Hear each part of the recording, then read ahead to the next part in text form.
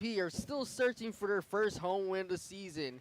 To do that, they'll have to avoid the sweep as they have a lot to prove after being routed 13-1 in Game 1 by the Chargers of Alabama Huntsville. It's Game 2 between the 1-2 Governors of Austin Peay versus the 1-3 University, 2-2 at University of Alabama Huntsville Chargers. I'm Mario Bedingfield. My color commentator with me today, Hugh Wheeler. Hugh, Game 2, what adjustments need to be made for Austin Peay to avoid this sweep and get their first home win of the season? Well, you and I had talked to Coach Kane Eastwood earlier today before puck, just shortly before puck. We're about to drop off puck here. He said that he would like to see his team hustle more and keep a lot of that same effort that they had, and some silver linings during that game yesterday, Mario, but you sustain it for 60 minutes as we're about to get underway here in center ice. Yes, we are. It's hockey time here in Clarksville, Tennessee, and the face-off won early by Austin Peay. Didn't see a lot of that in Game 1 with Austin Peay winning the face-off. They do it here, and we'll see that changing momentum. Bauer, who scored a couple goals last night in Game number 1 against Austin Peay, Hugh. Yeah, right away, Alabama Huntsville getting the puck in their offensive zone, but Austin Peay look like they're hovering a lot of those pucks out as we get a nice save from the get-go right away from Dylan Wells. As puck goes behind the net, Bauer looking for a between-the-legs pass, turns over. Nice job from Leonard to dump that when he couldn't no longer skate with it up the ice, get the change off, and get the second line out right here immediately. As already Austin Peay coming out with a lot of energy here in period number 1. They got that talk yesterday after the game here, Hugh, and it seems to have potentially changed things early on. You can see them come out with a lot more pace and a lot more frenetic energy. I mean, yeah, you see it in the starting lineup with the change to get Justin Wolf out there in the starting top pair of defense tonight. Let's see if that... And right away, top shelf for the UAH Chargers, scoring the first goal once again. Yeah, that's the number 14, Adrian Mai. Adrian Mai scoring last year in game number 1. As you see here, Adrian Mai just throws that right into the top corner before Dylan Wells really had time to react to it. Just over glove side. Hugh, that was now the 20th goal that Austin Peay has given up to UAH since playing them here last year, including last night and today. Yeah, that's 20 goals in just over 2 games right now. Of course, these teams, this is their third time meeting up. Its all-time series is 2-0. UAH leading that series mark, winning 2 straight right here at the Ford Ice Center. And that does not have to feel good if you're the Governors. Yeah, Austin Peay, and you see there as they struggle to keep the puck in their own side. Number 33, Jeffrey Christensen. Hadn't seen him terribly much last night, but fumbled the puck and Austin Peay had to skate back out with it. But holding the puck in their offensive zone a little bit. As it gets towards the net, and Singleton looked at, put a stick on it to try to get towards the net. And as you see, Sam Singleton getting a lot of the action last night, making chances early here again today. As Austin Peay gets towards the puck behind the net, it's a pass towards the right circle. Not much that Austin Peay could have done with there. Now the puck is on the right wing. And Hugh, let's quickly, as Hoff chases for the puck on a 2-on-1, he gets there quickly, shoots, scores. Yeah, 2-0. a blown tire from Cooper Smith right away, and Alabama Huntsville capitalizes on it immediately. It's 2-0 before you even blink your eyes. The Governors are down 2-0 here, but as you see, that just was a beautiful execution on that play in order to get the second goal on the board. Henry Hoff was our player to watch in the last game, and he's now scored 3 straight games against Austin Peay, including last year, last night, and today. Yeah, he had a beautiful goal last night, Mario, that he brought between his legs and chipped it up over the goaltender's shoulder in the second period. It was quite something to watch. Him and Adrian Mai have a good familiarity with this Governors team, seen them last year and then also seen them a night ago, knowing where to get to what spots defensively to hurt this Governors defense. Yeah, as you see, Austin Peay struggling to get it out of the corner now. Alabama Huntsville working it in the offensive zone again. As that's Dane trying to flip a shot towards the net, goes up towards the netting. Dane had 4 goals last night against these Governors. Yeah, he was all over the ice, and they all came, I'm pretty sure, in the second period. Maybe one of those came in the third period too, but right away they're getting Ashcroft and number 33 out there for Keaton Watts out in front of the net, trying to throw some pucks in without Dylan Wells even being able to see it before he hits the net. As UAH goes back chasing. Singleton with a nice forecheck to keep the puck inside. And Hugh, if you're Austin Peay, you're already down 2-0 again for the second game in a row in this weekend series. How do you respond here to how UAH has just been the better team, it seems like, in the first game and now in the first period, in the early goings of the first period? Yeah, I think a lot of what we talked to Coach about earlier, a lot of this program still being so new, a lot of the squad still getting used to the hustle and grind of an entire season, and just trying to sustain the momentum. As he said, you know, it's a long game. 60 minutes of skating on the ice is a long time. And that mean a lot of tired legs out there for both these teams. And there's going to be a lot of short shifts. As a slap shot saved. That was a terrific play from the offense to get that shot around for Peyton Leonard out to the top of the key, up to Joshua Wolf, who's played pretty well from the left side of the defensive top pairing so far in the starting lineup. Leonard's going to take this face off, and Austin Peay has a chance to cut this lead in half. And Hugh, if you're Austin Peay, you would like to see the likes of Peyton Leonard get involved here in this game tonight, as a shot on net. Flicks up, but not in. As now, Wolf. Crowd trying to get him into it right now. Had a nice, good showing here last night, despite the result. The fans were craving more hockey. As that's another goal by Davis. Yeah, number 22, sneaking that in behind Dylan. It's a good play by Huntsville in order to keep that puck in. Yeah, as you see, coming down the ice now, gets it right by a defender. It just skates by him, and Davis is able just to throw that on before Dylan Wells is able to know where it hit him. Excuse me, Patrick Demare. Patrick Demire, our apologies. In his first goal of this weekend series, it's a 3-0 Chargers lead. They're going back for it once more. Hits over the post. Weatherford takes it over on the turnover. Weatherford's shot misses the net. Gobbled up by Alejandro, who had the Govs' one goal last night. Alejandro has been one of the bright spots here in this early season for the Governors. Yes. As he's played with a lot of spirit, a lot of passion. Coach says that he's a hard worker on and off the ice, and that he's stepping up to be a leader potentially on this team.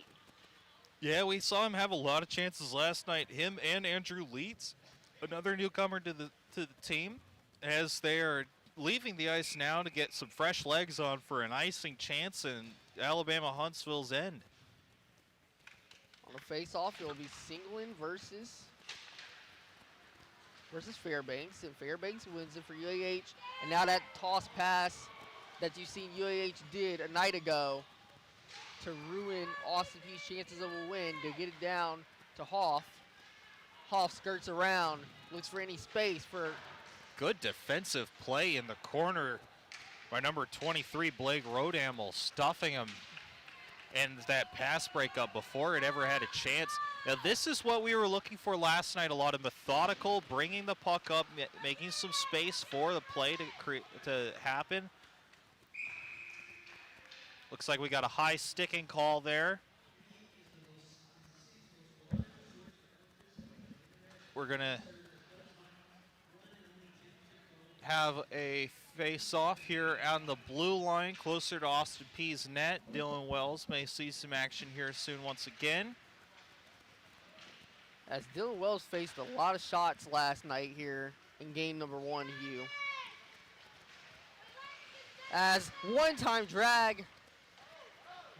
Watts hit the net, and another shot to follow up. And it's right at the edge of goal in the crease. Wells does a nice job to stay with the puck. That was some of the best play we've seen from Dylan Wells so far this season. Able to take out multiple chances there. The man standing tall there in the net, not letting a fourth one get by him just yet. No siree. Austin Peay getting another full line change out there on the face-off. It's another great chance from Keaton Watts driving into that net there too. Really had a good chance. Back to Cooper. Cooper's shot wings the post. Now Austin Peay looks to take it away as Leonard will be kicking that puck up the ice. Hopefully can Sullivan dumping it down. Cooper's going to harmlessly gather that up for the Chargers. And Hugh, what type of energy does Austin Peay need to bring out here to get this first goal of the game? I think they're doing a lot of what we wanted to see from them last night. Of course, they are giving up a lot of chances early, but still some of this methodical moving the puck up. Sometimes they're throwing the puck down the ice just like then, but a lot of better chances so far. Watch shot blocked by the glove. Yeah, that's one you're going to feel tomorrow, but it's nice to take one for the team early, especially in the first period, show them that you mean business today. You aren't here. You don't want last night to happen again.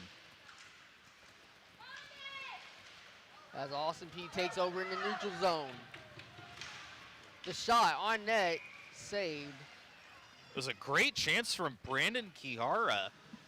It's another newcomer on the team. Saved by Gage Burks, who's in net tonight for Andrew, or in net this afternoon in the matinee for Andrew Sledge.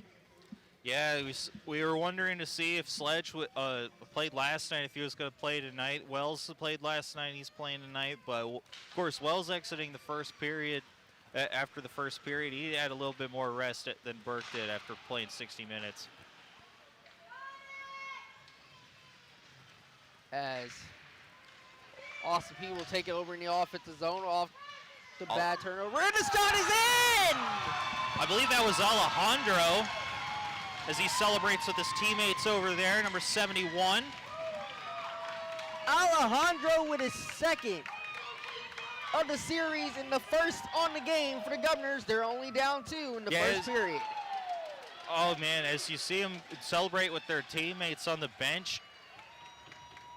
But hold on there, Hugh. We're going to have the refs are checking in to make sure it's a clean goal. And it's going to be, sounds like we've got a goal here. That goal will stand. It's 3-1 with the Dubs now only down 2. Alejandro now with the second goal in as many games. So puck lands off of a stick and goes over into the offensive zone for Austin Peay again. As I said yesterday, a 2-goal lead is the worst goal lead in all of sports. All it takes is one to make this a 1-goal game. And Hugh, now that you got that first goal for your Austin Peay, how do you continue to keep that pressure going to get another one? Well, as we've seen already tonight, they're making a lot better chances than they did, and they've scored a lot earlier than they had yesterday. We'll see if they can keep up some of these chances and keep this going. Great job defensively to get the puck. As Whitaker's shot falls away. A lot more bodies are getting into lanes tonight. That's another big part of the hockey, is keeping the aggression and stopping the chances as that puck gets gobbled up by Gage over there in the offensive zone for us at Peay. We're going to get another face-off in the offensive zone. And if you're UAH, that's a goal now allowed in this game against Austin Peay. And how do you continue to keep that lead going in this game?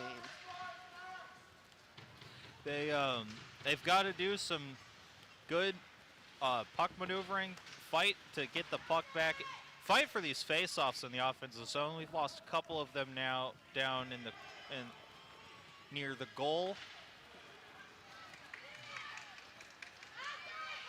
As Davis looks to go away from the defense. How about Cooper Smith doing a couple of great plays on defense to keep this puck from going beyond the defensive blue line. Summerford, someone to pass to, but Dubs will recover in their own defensive zone.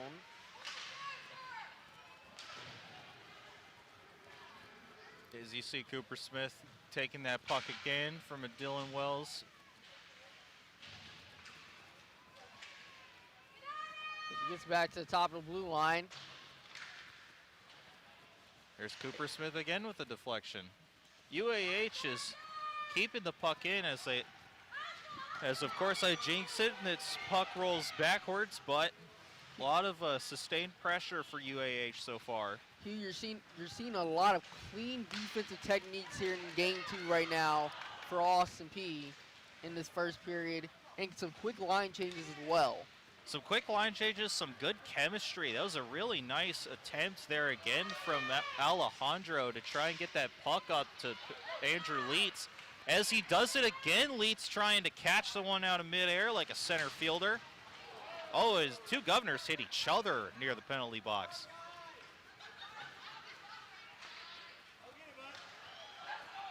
The captain, number 11, Bradley McDonald, now trying to bring his team up, trying to break the deadlock at the moment.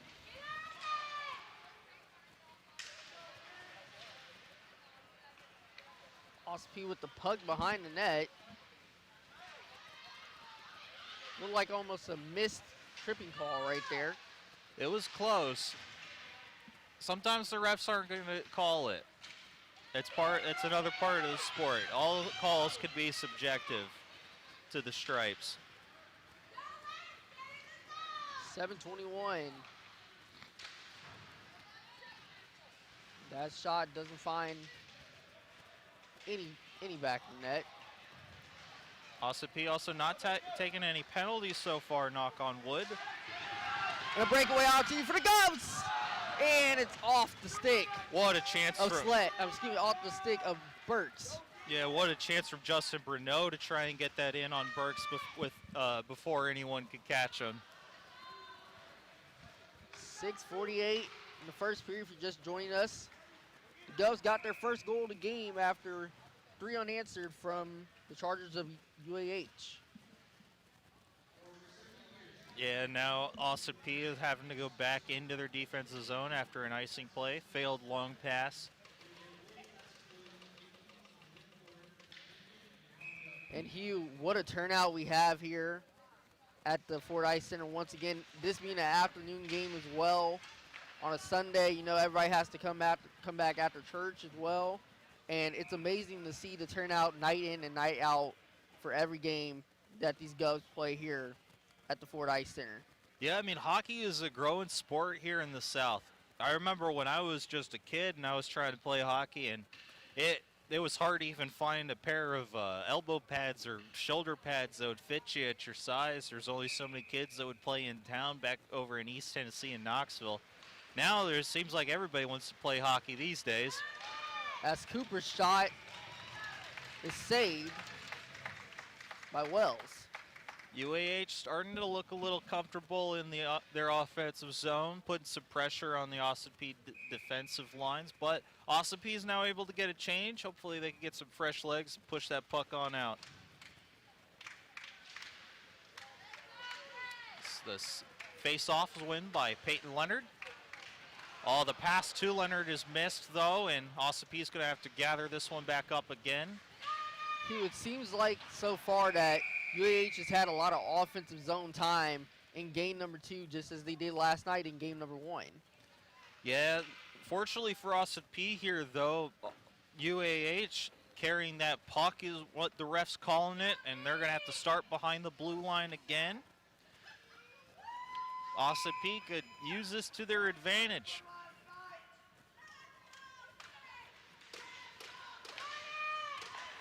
As the Let's Go Peace chant start up, Davis with his shot off the post. It's a good play from Cooper to get that to 22 over there on the inside quickly.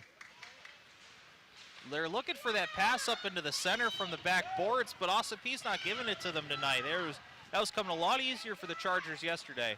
Especially in game 1, they got through that middle and they used it to then do a coast-to-coast pass to capitalize on scoring opportunities, and that hurt the Govs in the end in their 13-1 loss in game 1. Yeah, here with about 5.5 minutes to go in the period for the Governors.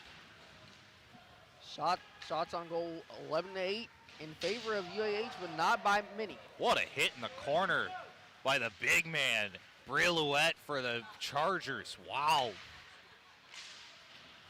There's some intense hockey here in That's a college very hockey burly hit. South. Very burly hit. It's going to be harmlessly gathered and ruled for an icing.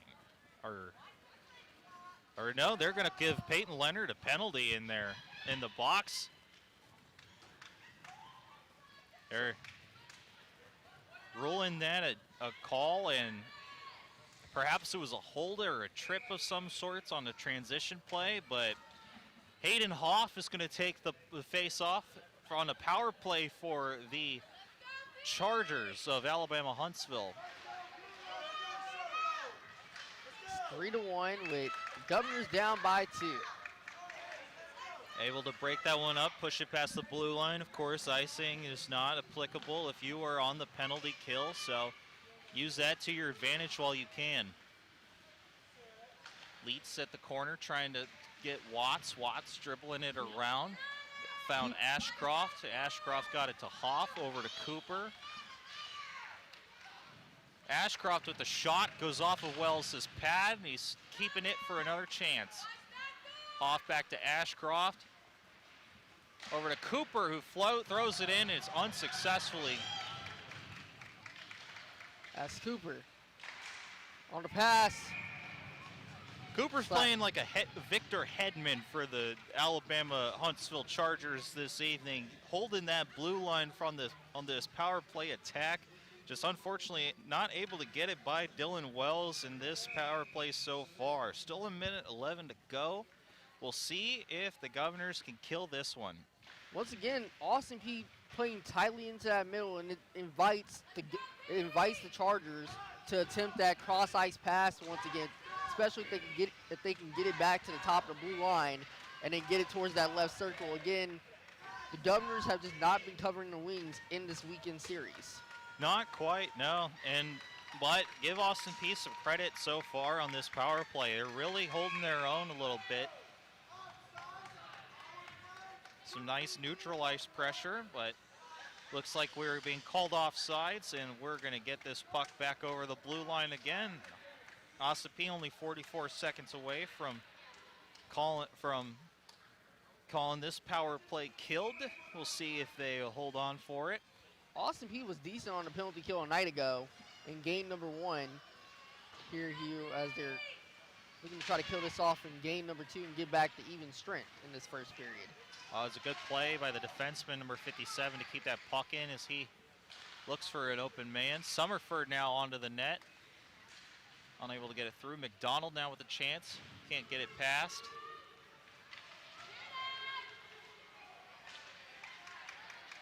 It's back to the top of the blue line.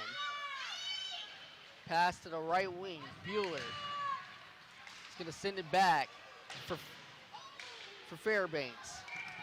Right at the net, it's saved by Wells.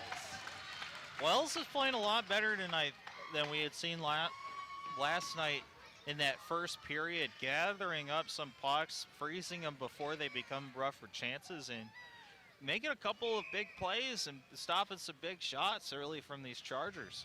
Well, Hugh, it's tough when you're allowing that many shots on net defensively to try to make those stops as a goaltender. You would hope to have some support in there from your players on the ice. Yeah, he seems to be getting getting a lot more defensive help than he has been last night, and that's been a big difference in this first period so far.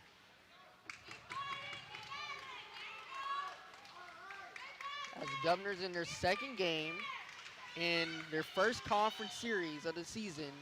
Leeds bullying Summerford in the back.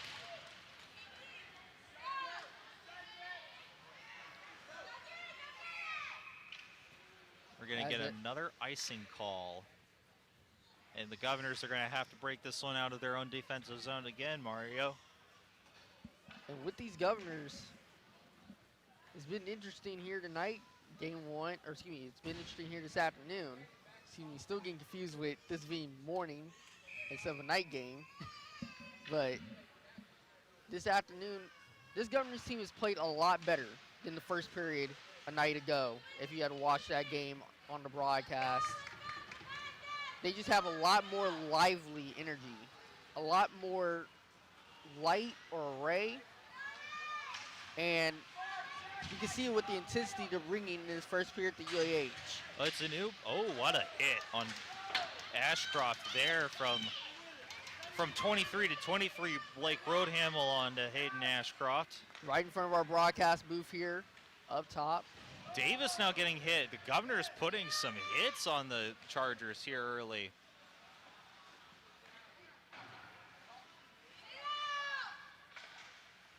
As that was Watts trying to go for the net. Watts backing out some people. A nice leg save there from number 42 for the Governors, Kiara. That's Watts again. Ashcroft makes a move towards the middle. Nice pass on the doorstep, a goal. It's not in. Stopped. It stays out.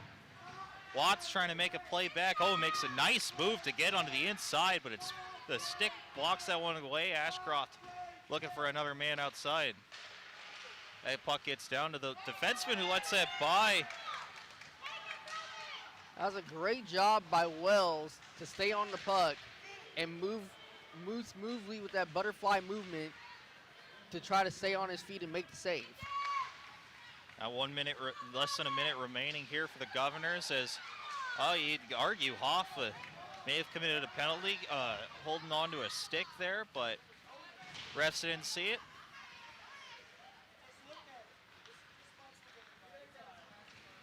Remember to stay tuned for our interview here with Crunch Time, interviewing your Ossipee Governors hockey head coach, Kane Eastwood. At the first period. Rough chance wasn't able to be held in. The Governors, though, getting a puck in the net here in the first period. Not anything to snooze at. It was a nice little play to keep this game a game here through one. McDonald trying to battle for the puck. Austin Peay retains, as that's the end of the first period between the Governors of Austin Peay and the University of Alabama Huntsville Chargers, sitting at 3-1 with the Chargers up 2. Coming up, it's the APSN Intermission Report featuring our own Dylan Walton, sitting down with Govs Hockey head coach Kane Eastwood. You're watching Govs Hockey on the Austin Peay Sports Network.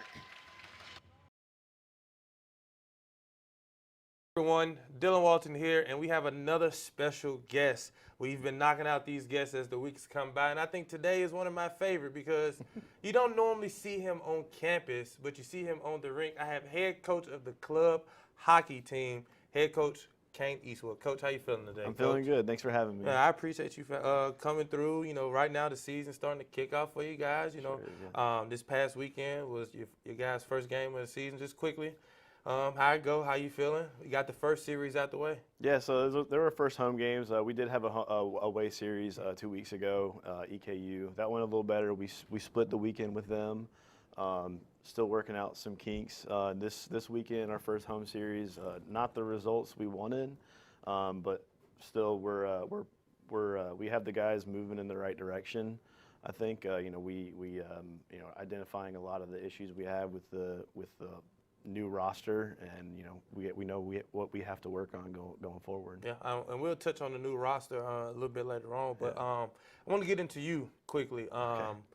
We was talking a little bit off camera. You said born in Atlanta, then you moved to Denver, Colorado. So talk about Atlanta, then the process moving to Denver. How was the early childhood for you? Okay, yeah. So yeah, born in Atlanta. My dad is from Denver, so at one point we moved out there. I started playing hockey out there when I was about 6 or 7 years old. The Colorado Avalanche, which is their pro team, had just moved out there. My dad would take me to Denver University hockey games, which they have a really big and good program, national champions a few years. And so that really sparked my love for it. And we played a lot of, street hockey growing up. Ice hockey is a very expensive sport. And growing up, my family didn't have a whole lot of money. So we tried to play hockey wherever we could. And that really, my family would get together in the park on weekends. Every weekend we'd play hockey as a family and friends. We get neighborhood kids. So that really sparked it. Then I pretty quickly got into playing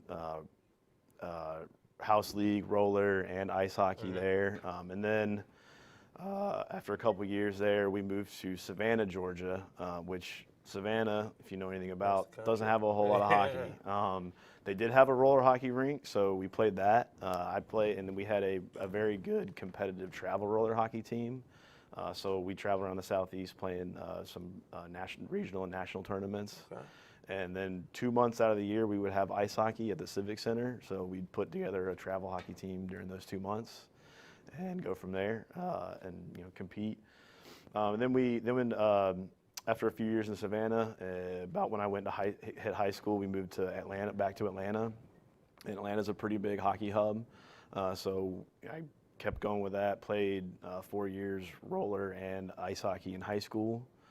And then after I graduated high school, I went to, first I went to Georgia, or Valdosta State, which there's no hockey there either. So I missed hockey enough to where I transferred back up to Georgia State. All right, my first few years there, we had a club roller hockey team, so I helped put that together and run that team. And then my last 2 years there, we formed an ice hockey club. So again, helped kind of build that program. And then after I graduated, it unfortunately fizzled out. After that, after graduating, that was 2012.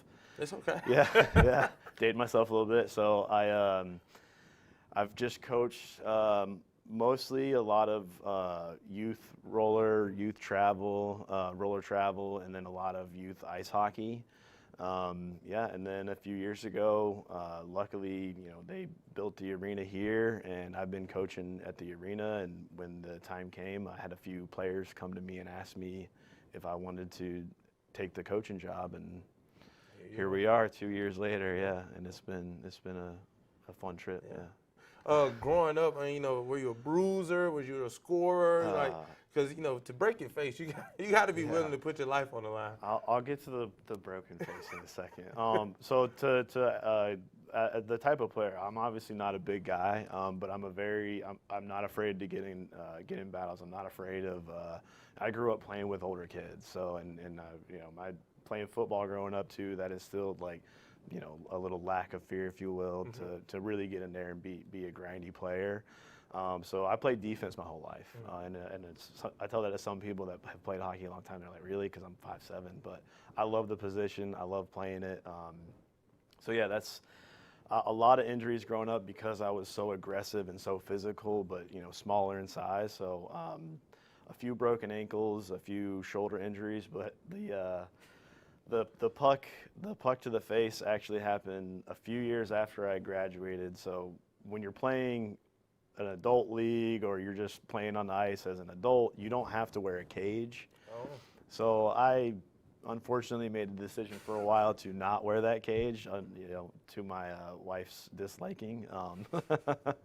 So I was actually practicing drills and an open hockey, which is where anybody can go out and just play, and it's kind of free skate. I was practicing with a friend of mine who's 6'4", real hard shot, and we were just running really quick pass shoot drills, and he unfortunately just mishandled the puck and shot it across his body, and it hit the post of the goal and just bounced and hit me right in the face. So that, a few surgeries and plates later, that was very unfortunate to happen. So I have the cage now. What's the pain? What was the pain tolerance for you? Like, was it like a 10, 12, 100? 100, yeah. It was maybe the most painful thing I've gone through, yeah. Okay, so now as you guys know, if you want to play hockey, please wear a cage. Wear the cage. Please wear the cage. But what got you into coaching? Like you said, a couple players came to you before the program started here, and they reached out. But what ultimately got you into coaching? Because I know you do training and stuff like that on the side. But what made you did you ever see yourself being a coach, and just how did that happen? Yeah, I've actually wanted to be a coach for a long time. You know, when you're a kid and playing sports, you dream about being a player, right? But my dad, he was my coach for a lot of my youth years and in high school, and he kind of inspired me to want to do that. Actually, my senior project in high school was a hockey coach, so I just always wanted to do it, and that's why when I graduated and stopped, playing collegially or club college hockey, I wanted to stay in it. So I kept playing adult leagues and playing, but I really wanted to stay in it. I really enjoyed coaching youth hockey and really trying to mentor and develop kids and help them through the process. So I just really enjoy it. And then I've really always wanted to coach at a higher level. And again, when this opportunity came, I jumped on it. Yeah. I mean, it's been great. Year one was it was fantastic from a fan standpoint. If you guys don't know, myself, Steve Sawyer, and the rest of our GAs, we go out there and broadcast the games for you guys. The best in the business. Yeah, we appreciate it. We put a lot of hard work and a lot of long hours into that. Yeah. And the fans, they show up and show out every single time. I mean, the Ford Ice Center is always jam-packed. But from your coaching side and your team, how is year two, even though you guys just started, been a little different, or what's the differences from year one to year two? I mean, we learned a lot from year one.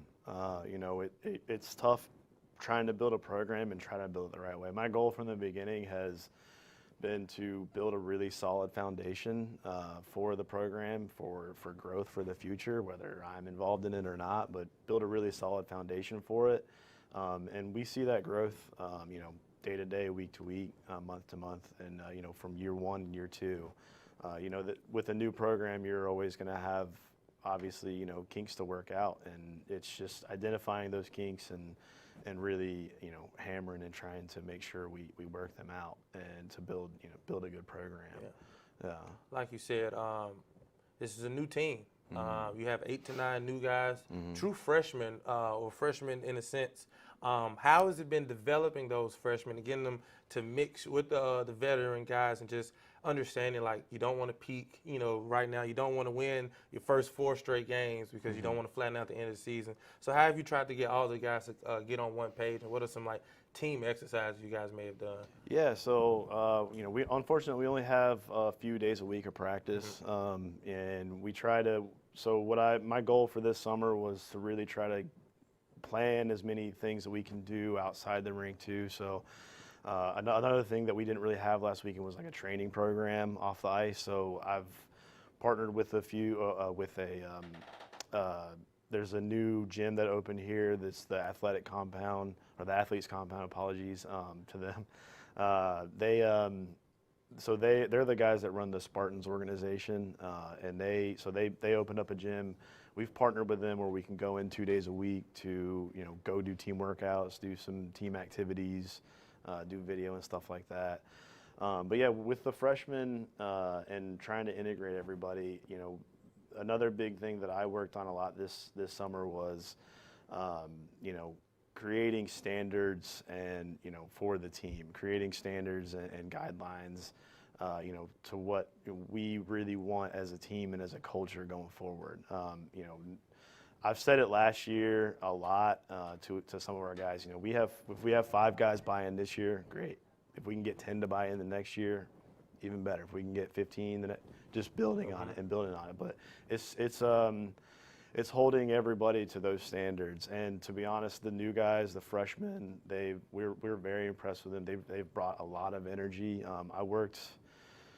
I'd like to say I worked really hard, but I worked as hard as I could to try to recruit last year because we really needed new players, and we fortunately have a very good local talent pool of travel hockey players. So we picked up a lot of really good, headstrong kids that come in and want to compete and want to be a part of it.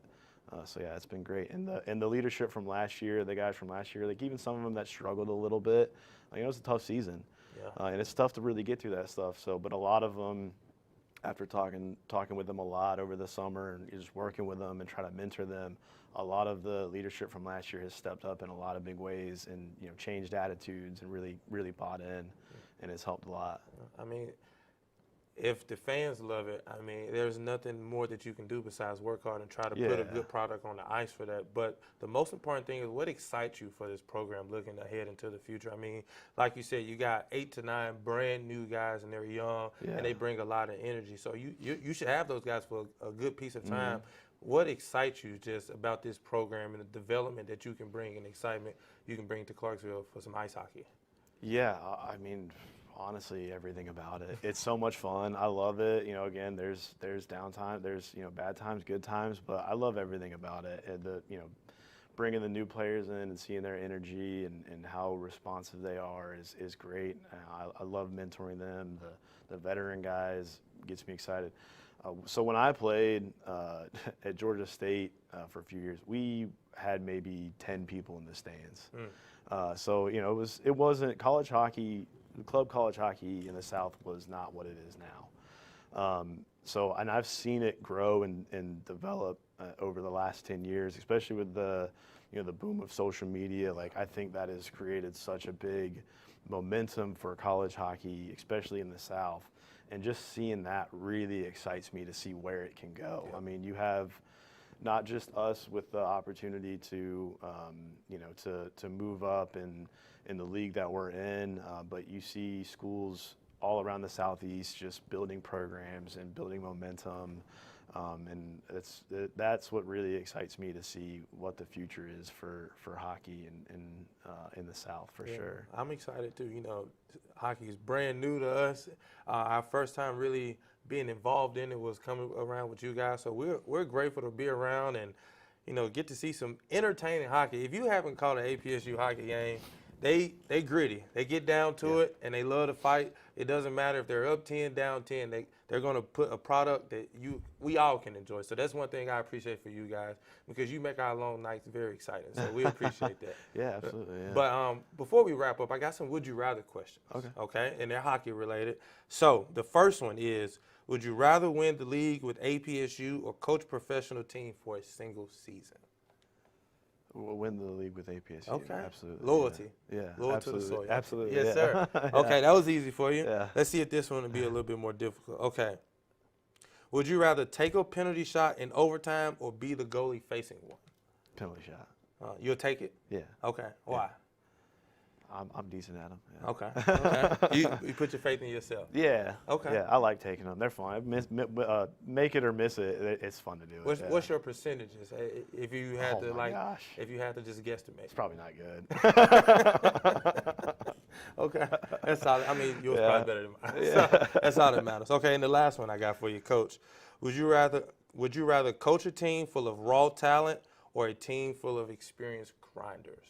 Experienced grinders. Experienced grinders. Experience wins all? 100%. And I've told the guys this weekend, you know, we had tough losses, but I don't care what the score is at the end of the game. Obviously, I'm competitive as they are. I want to win too, but all I care about is how they carry themselves throughout the whole game, whether it's 20-1 or we're up in the game. I want to see them grind and fight the whole game through. And yeah, that's all we can really hope for sure. Okay. Yeah. Well, that's it, ladies and gentlemen.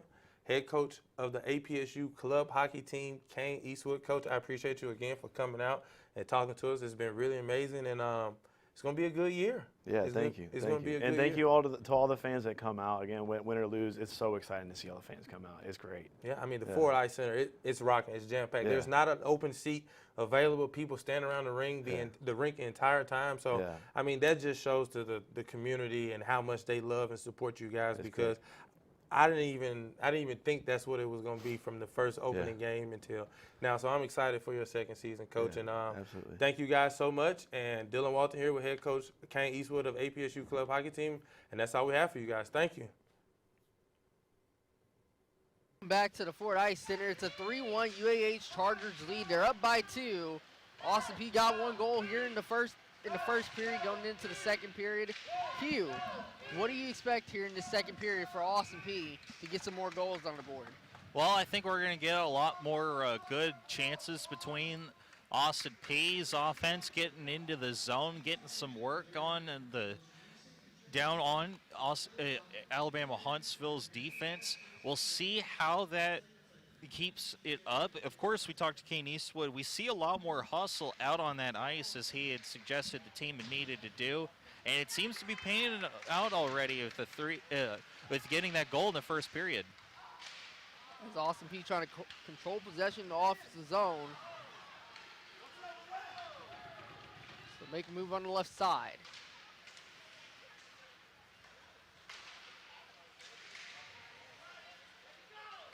Spinorama shot nowhere towards the net. Yeah, spinorama shots are don't usually work that easily. It's not very well advised to just do that, but it's neither here nor there. He'll get that chance back. Hugh, there's rumblings that we heard that Austin Peay might be bringing back the white jerseys here for next season or the next couple games. Yeah, those white jerseys we saw last year, they looked very good. As UAH right there from scoring their 4th in the game. Ashcroft nearly had his first point of the night with that one. That was good. Oh, it appears from as though downtown UAH for the 4th. It appears as though Cooper is the one that got that one from the back in the on that side, just right outside of the corner of the blue line. Hugh Cooper from the parking lot of the blue line just put it on net, and it just dribbled into the net. Yeah, 7 Cooper. I mean, what a perfect name for somebody that wears number 7, right? To be named 7 Cooper with a fantastic shot to throw that one into the net. He was more than 7 feet shooting the puck from the net. It's a 4-1 UAH Chargers lead, up by 3. With 18:25 in the first period. McDonald turns the puck over. Now Austin Peay trying to go back the other way quickly on the rush.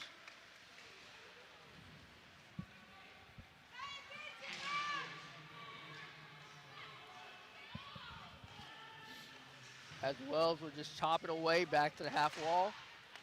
And Hugh, UAH has just been shooting from all different angles this weekend in this season, in this conference series, Hugh. Yeah, Alabama Huntsville has been able to generate a lot of pressure in that back zone, in their offensive zone.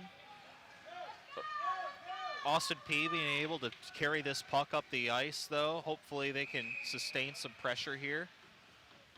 And it's time to remind you that this is your home for Govs Hockey, which is APSN, the Austin Peay Sports Network. All home games from the Ford Ice Center will be live on APSU-TV and streamed on the APSU-TV YouTube channel.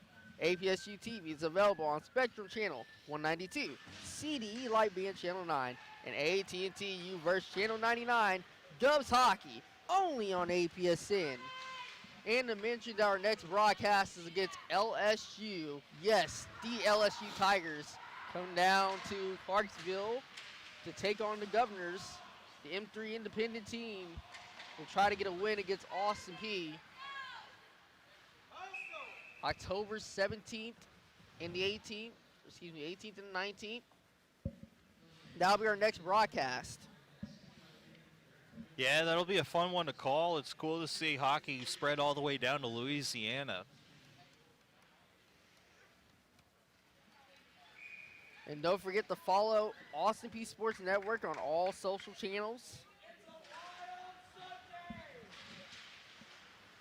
Oh, that was a dangerous pass up in the front by number 18 for the Chargers.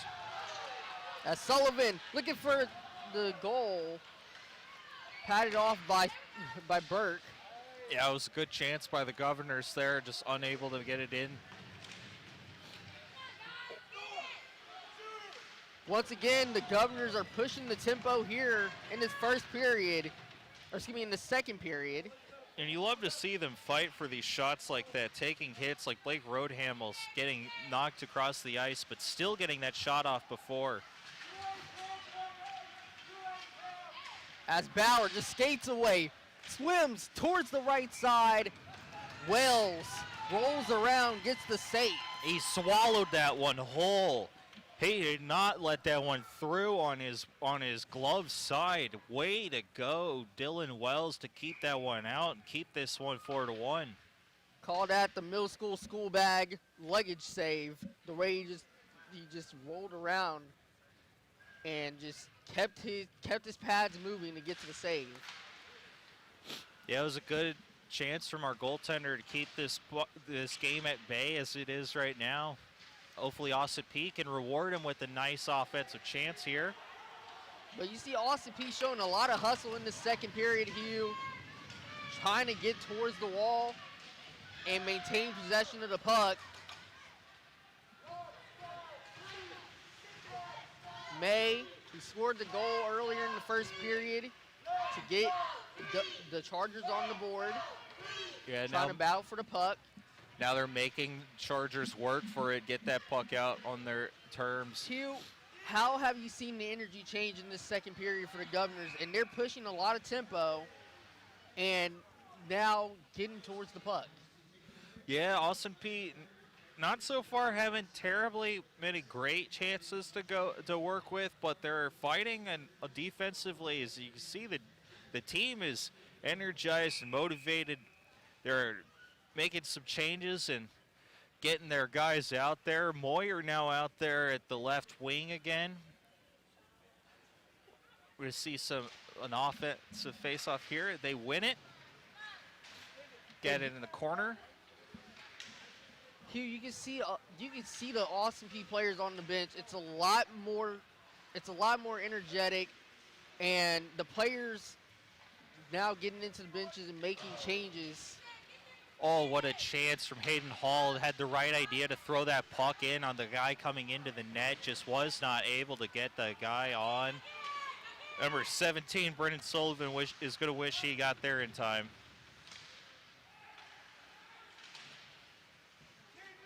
Alabama Huntsville doing a nice job defensively, though, to get the puck back with efficiency. Ciliano got a 2-on-1 here with Watts. Watts looking for the shot. It's blocked. What a defensive stop by the Ashcroft snapshot up towards the glass. Yeah, Hayden Hall's not a man we have called on too much so far in this game, but already two big plays there with the chance to get that puck out in front of the Chargers goaltender on the other end, and now with the cross ice pass block to disrupt a goal opportunity the other way. Defensive zone face-off for the Governors. Goes back to Wells.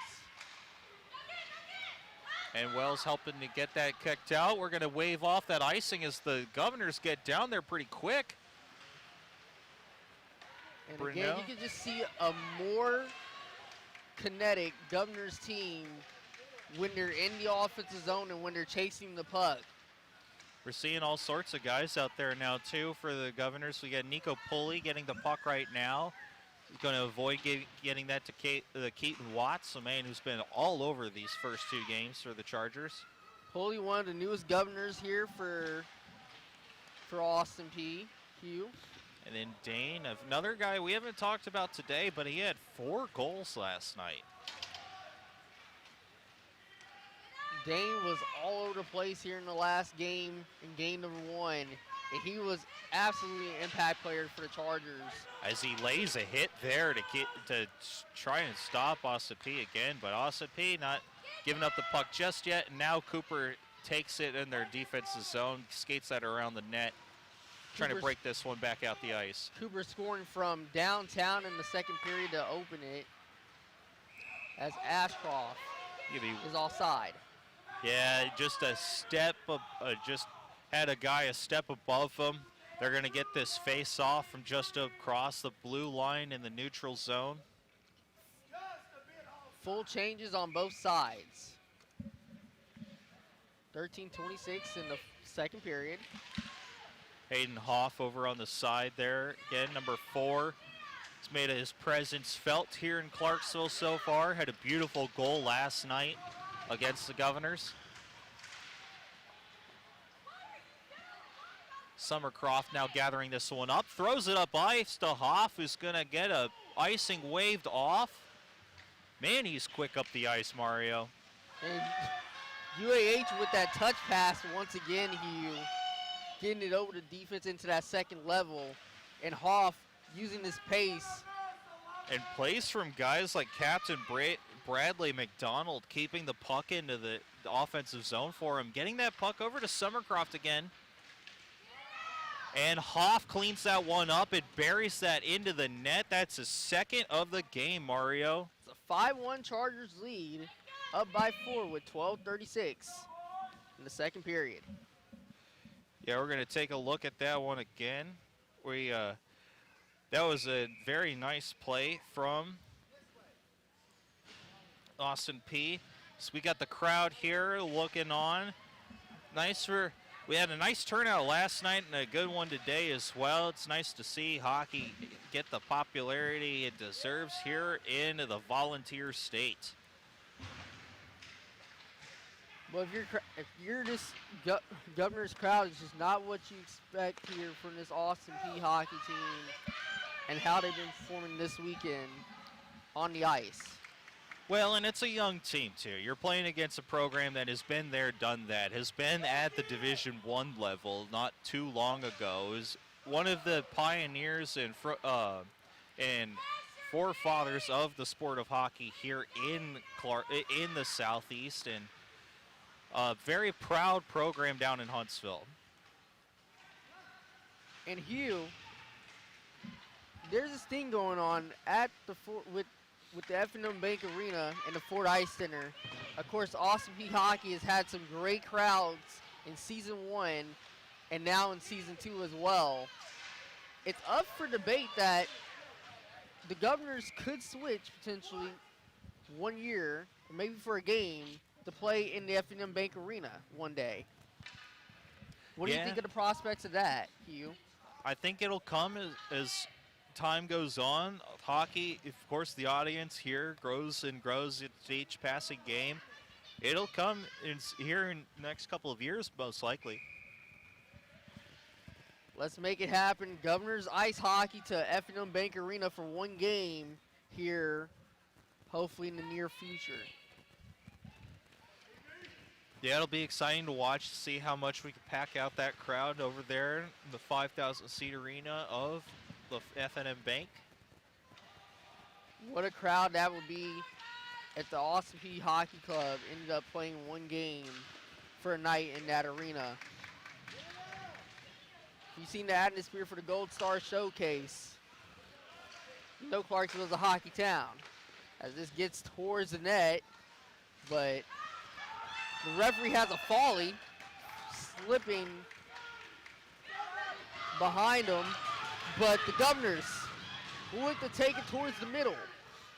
Yeah, Alejandro just being a nuisance for the Chargers up the ice so far. Dane, it's Watts skating down low, looking for the rebound. good defensive play to break that chance up before it became much closer.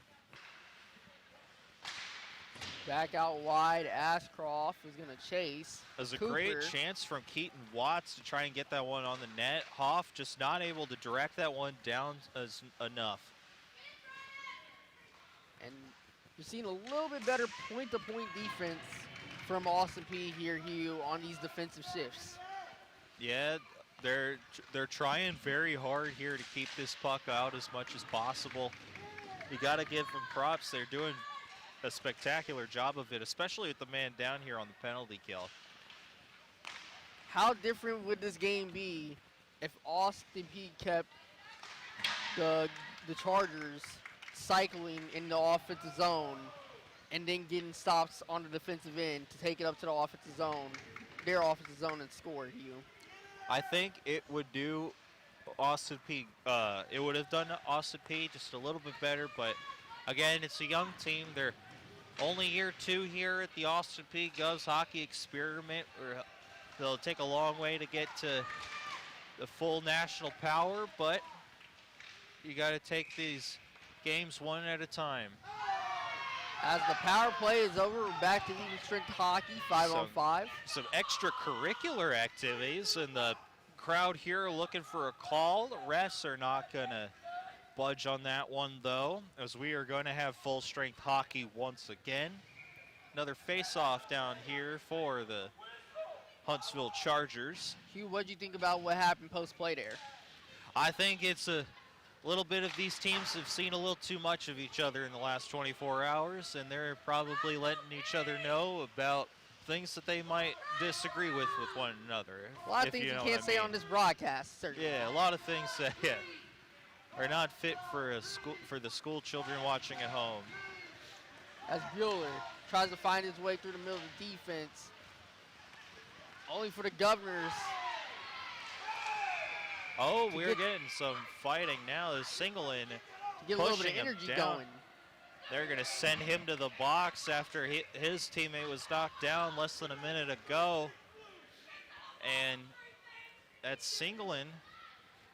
And, yeah, we get another guy walking back to the bench now, number 33, taking a long stroll out. His cross-checking seems to be the call.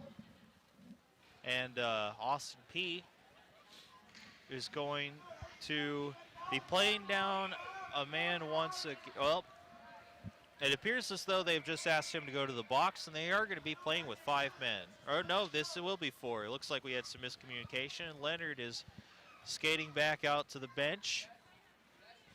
He's trying to look for an explanation. The coaches on the bench for Austin Peay seem to be looking for an explanation too, but we play on. 4-on-4 here between the Governors and the Chargers. Yes, and Ciliano getting some nice presence off of the blue line from the offensive spot. Throws that one just high over the net, and that skates that back around to 13. And that one careens out of play, and we're going to get a zone face-off in near the Austin Peay net. 8:27, the Chargers leading by 4 here. Just joining in on Austin Peay Sports Network. Game 2 of the first conference series in College Hockey South for the Governors in Season 2. Yes, the ever-changing dynamic of college sports and conference realignments. Austin Peay is no exception. Now part of the ACHA, the American College Hockey Association. They'll be seeing a M3 level opponent, Independent LSU, next time around on in mid-October. What a play from Dylan Wells to keep that puck out of the net once again.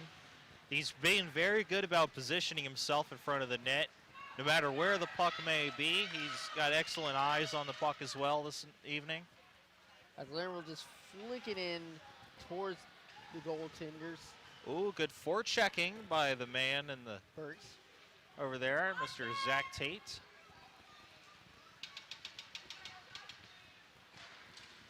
Ciliano looks for Harrison. Harrison, who we haven't seen too much of his name called, fails to get a chance down there. Ciliano trying to help him out. As that shot saved at the near post by Wells. Yeah, and Austin Peay now. Wells now having saved 27 shots in this one. It's quite a night and quite a workout, but Wells seems to be taking it like a champ. Few shots as we see here, how he swallows that one up. Few shots, 32-14 in favor of the Chargers.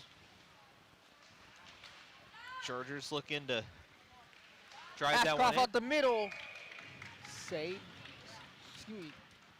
Saved Yes. by Wells. Yeah, another good job from Wells. That's shot number 33 that he's had to face this evening. As you're just looking at the APSU bench, See- just watching on, See as there's just Carter not much that they can do here. They've been overpowered all weekend in this conference series against the Chargers, who just looked the better opponent in these first two games so far. And we're getting another call on appears to be this time on Alabama Huntsville, much to the delight of the Stashville faithful. That'll be Dane at number 8.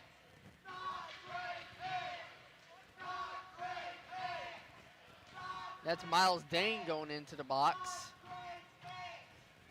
Austin Peay will get an offensive zone. As you see the crowd very much alive and well and looking on with excitement. It's starting to get to that fall weather. You see people with some jackets on. It's a great time to start off a hockey season. Once again, a bumper-to-bumper crowd on hand here at the Ford Ice Center. It's number 20 for the Chargers. Throws this one out of the play. Caleb Watts throws it straight to the bench, and we're going to get looks to be another offensive zone here for Austin Peay. And now that starts the power play here for Austin Peay off the penalty. Yes, Dane in the box. As Ashcroft going fast down the middle, looking for the net. Saved by Wells, right towards it with a quick reaction to the puck. What a save by Wells to keep this one out of the net. The big man standing tall as some of his teammates give him some props. It's never easy when you get the breakaway chance all of a sudden, but he keeps it out, and Austin Peay gets the faceoff. That's Watts' shot, saved quickly off the glove of Wells. Yeah, Wells able to get that one back again. Looking straight for that one the whole time, never letting his eyes leave the puck and getting another face-off. Austin Peay wins that one, corrals that one around the back of the net. Trying to keep that one out of Ashcroft's hands. They do so. Moving Puck up swept towards the left wall. Going towards the corner, looking for that cross-corner pass. Intercepted by the Chargers. Watts, 2-on-1. Ashcroft on the right. Misses him. Yeah, the passes haven't connected at times for Alabama Huntsville like they did so well last night. Ashcroft shot on the near post. Misses. Watts tries to take over. Tries to finish it up. No, not at all.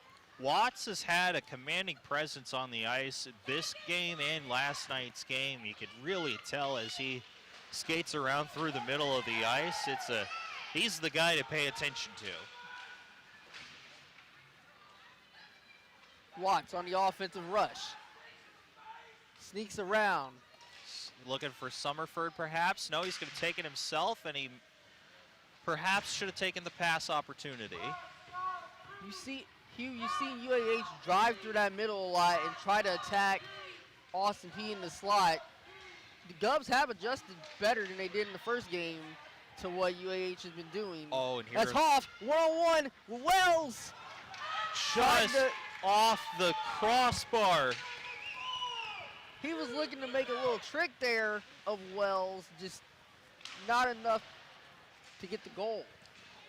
Yeah, but good pressure here from Austin Peay to get this puck back. That was a very nice chance from Hoff. Just could not bring that one in. Hoff, another guy for the Chargers that really makes his name felt as he breaks this puck out for the Chargers once again. Getting towards the net is Fairbanks. Fairbanks can't score. Once again, Fairbanks off of Wells. Yeah, Fairbanks with an assist tonight, as well as 3 goals last night. Fairbanks right at the goal mouth. Hit just in time for Wells to make the save. Payne Leonard. Yeah, as they're both slow to get up over there. Brutal collisions down in the goal, never fun. But Payne Leonard doing what he had to do right there to save a goal scoring opportunity for the Governors. Absolutely. As part of the center position, you have to be defense as much as you are an offensive player. So it's good on him to keep that defensive adjustments going. And usually that means patrolling the slot a lot if you're in that center position, Blocked shots are the name of the game for Austin Peay today. It's something we did not see a lot of last night, but that is at least their 5th one so far tonight, Mario. That's Bauer, left circle, shot off the pad of Wells. And Hugh, with this second period, this is a faster UAH team almost from last night. Yeah, they're trying to break some momentum down the ice and just not able to do it. The speed, though, is still very much alive and well. Austin Peay just getting their bodies in front of these passing lanes and breaking up some shot opportunities. But Austin Peay is getting up a lot of transition opportunities, a lot of breakaway attempts. UAH has been faster towards the puck, especially in transition, breaking towards the wings, and there's been nobody backtracking or back-checking for the Governors here in the second period. And that has led to UAH controlling this game in the second period.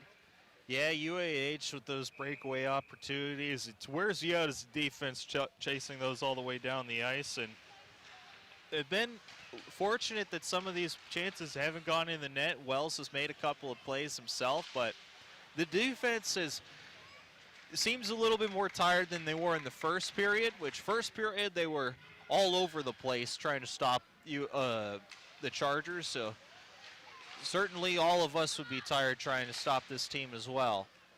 Hugh, when you're on your heels like the Governors have been all afternoon, Cinderella ain't going to save you here at this point. Perhaps not, Mario. But the Governors have can still show a lot of fight here. Only down by 4. We've seen the Governors in this building score 4 goals, and even 5 goals in one period as Bauer, Bueller, and it misses the crease. Yeah, the third line listed getting the start tonight. They've made their presence felt here on the ice, despite not getting much of the scoring, but Alabama Huntsville doing exactly what they would like to do, have more goals than the Austin Peay Governors. Hugh, UAH has had Austin Peay's number in this building across these 3 games so far. And if you're the Governors here, Hugh, what needs to change going into this third period? Oh, chances like that's a good start. That was a really nice play to try to get an offensive chance in there. Just unsuccessful in the end, but that play will come back. Oh, what a play from Alejandro, looking for his 3rd in 2 games. Alejandro has been looking great here so far in his first season with the Govs. Yeah, if you're another Austin Peay skater, you must be looking at Alejandro and thinking, man, if he could score, I could probably put one in here too on one of these chances. It's just been a bit of puck luck and for one guy's favor and not another, but credit to Austin Peay. They are making the most of their chances so far tonight. Flop pass towards the right circle.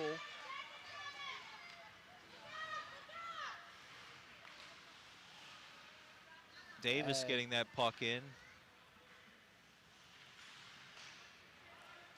Horde keeping the puck in, getting it over to number 12, trying to sneak that one in behind Wells, unsuccessful though. And Davis trips, and that puck goes behind the blue line.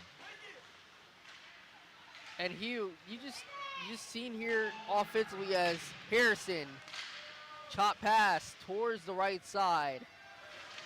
Not happening. Davis on the half wall, and Harrison again misses. Cooper chucked by Governor. By Pulley. 29 seconds, about to get back, going to intermission here. It's in the left wing. Oh, what a hit down there on Austin Peay trying their best to disrupt them with a little bit of time left here. Ashcroft was that close to the goal. It hit off the underside of the barn, but it didn't cross the crease. As that will wrap the second period of Austin Peay Hockey on Austin Peay Sports Network. It's the Chargers up 4 with a 5-1 lead going into the third period. Stay tuned for our APSN intermission report featuring the best of our Meet the Govs interviews. We'll rejoin you for game highlights shortly. This is Govs Hockey on APSN. From the start of an Austin Peay student's journey, they expect more. They expect to gain real-world experiences to set them apart. So we give it to them. We provide them with the knowledge to become sought-after artists. They realize their work elevates our world. They realize dreams become reality. So when our graduates look back, they'll see it all starts at Austin Peay.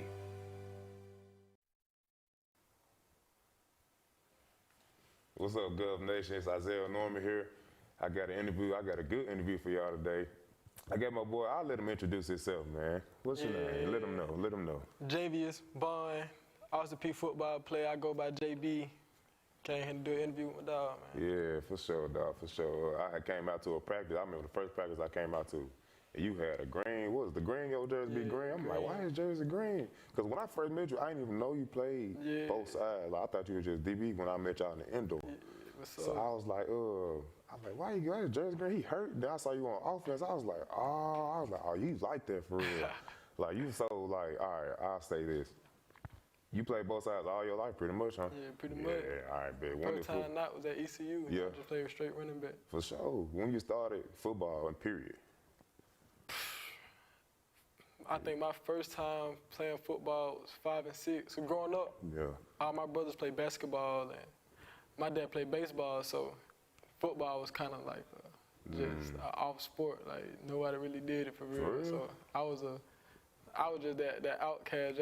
I like to be different. Yeah. You know, I want to be different. You've been an anomaly for real. Like you just you stick out. All right, that's cool. That's what's up though. And that kind of helped too. Just growing up, my brothers played basketball, and I grew up playing baseball. So I kind of grew up doing everything. So that kind of translated over to football. You a jack of all trades for real. You ran track? A little bit, but baseball and track season at the same time. Yeah, I feel that. Yeah. I grew up running track. I love track to death. I ain't gonna lie. I track miss was it. fun. I'm trying to see what high school you went to? Jones County. All right, cool. Where you from? Let the people know where you from. Yeah, I'm from Macon, Georgia. Yeah, y'all hear it in there. You got that Georgia in there, man. You got that Georgia.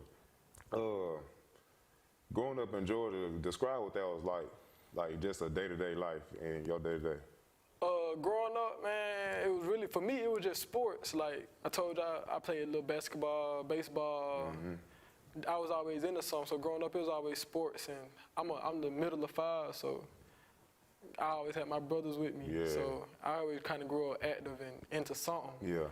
So I ain't really, it was sports. And my mom and dad always preached school, so it was sports in school. That's the everyday thing. Yeah. Like, I ain't really now I think about it, I ain't really had too much free time just to. Facts. But I was so in love with the sport. Yeah. Like, doing something. As long as I was active and I could play something, I was content. I was happy. And when you got brothers and siblings, like you know, like it ain't really too much. Yeah, too much. Too much other you really asking for. Like so, it was always pretty cool. I was sure gonna ask you about how many siblings you had. So you had 5, including you, like 5 or all brothers?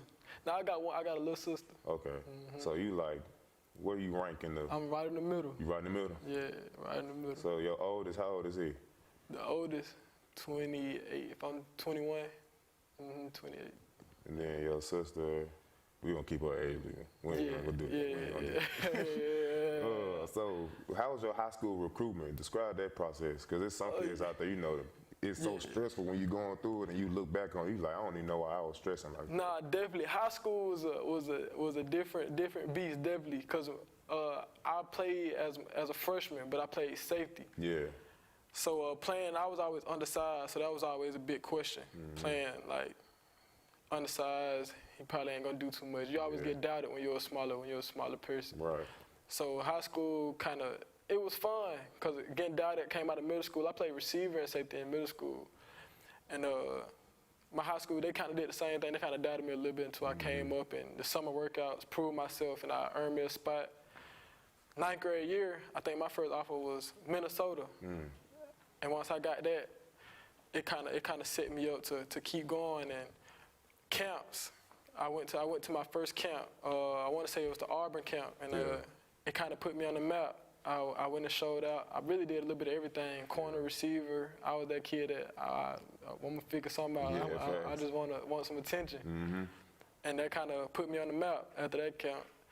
And I think I ended with like 50 offers or something like that. So it was definitely a process, just getting used to it. Because you always be great for every kid growing up that play football. Always want offers. But I had to adjust to having so many offers. Like.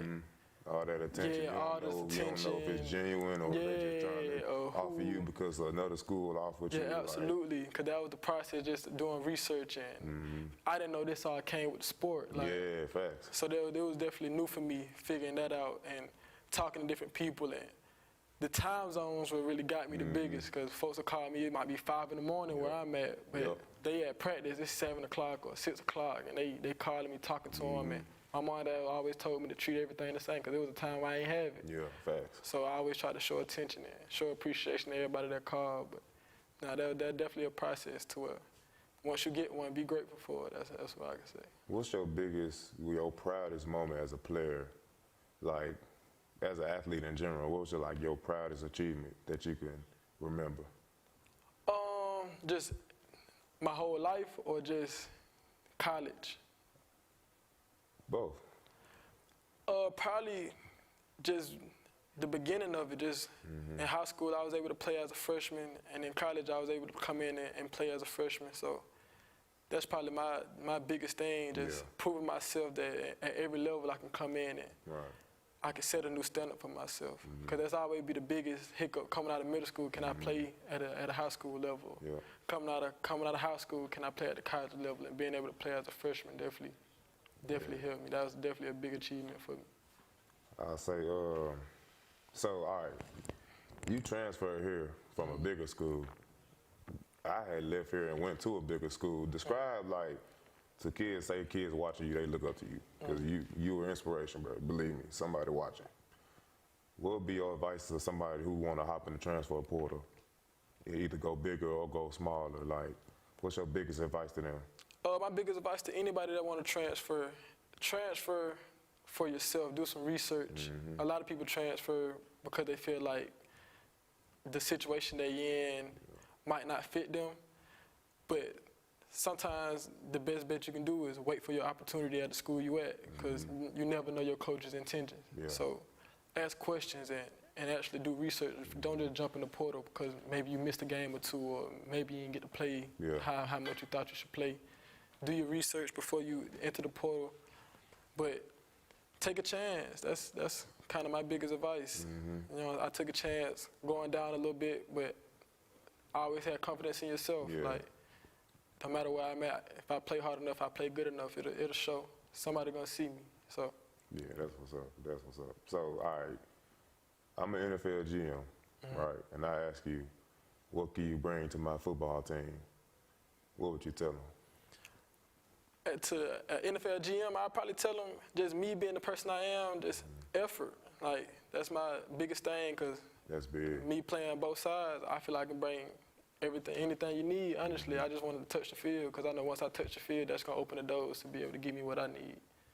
With whatever position I want to play, I just need the opportunity, the chance. If it come from kickoff return. Yeah.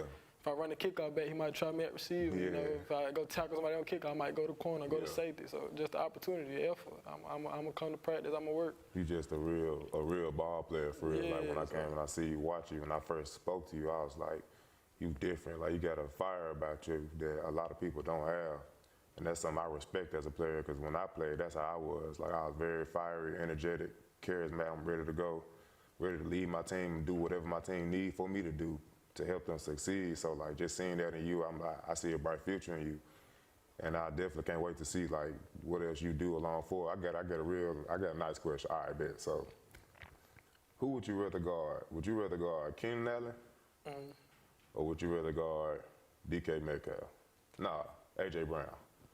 Keenan Allen or AJ Brown? I say AJ Brown. Yeah. That's if I had just me being the stature I am, I'd rather guard a more physical receiver. Yeah, facts. Because Keenan Allen, he ain't the fastest, he ain't the biggest, but he's savvy. He got better just body mechanics and body control. I feel like with AJ Brown, I'm gonna have to worry about the more physical part of it, just step for step. And at the end of the day, it's gonna come to who play the ball in the air. I'd rather deal with that than the patience part. I feel that. Yeah, boy. He got them sticks. Yeah, Keenan Allen will get in and out. Bad. Yeah, absolutely. I ain't gonna lie to you, AJ Brown too, definitely. especially being the size I am. All right, would you rather be guarded by Pat Surtain or Darius Slay? I'll go Slay. Darius Slay. Yeah? Just because the size difference. Yeah. Pat Surtain, he can run, and he got the size that can kind of act my abilities. Like I'm on the faster, quicker side, and him being just tall and lanky is gonna force me to take extra steps and take extra time to get what I need to do. Darius Slay, we gonna have to go step for step. Like it just the size difference gonna give him a bigger advantage. So I definitely rather choose Darius Slay. All right, I got one last question for you. Then I'll wrap it up with. Think I can guard you, bro? I think I know I can guard him. I mean, I expect every player, every football player, especially what you achieve to have confidence in yourself. But I'm always bet on me at the end of the day. That's respect. Absolutely. Respect, for sure. Man, it's been a good show. Been a good time talking to you, my boy. Yes, sir. My boy JV the Bond. We out. Thank y'all. Cool.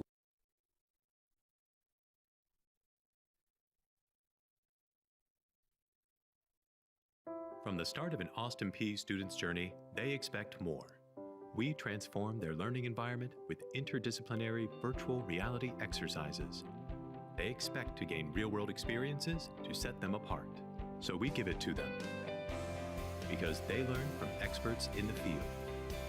They learn with state-of-the-art technology. So when our graduates look back, they'll see it all starts at Austin Peay.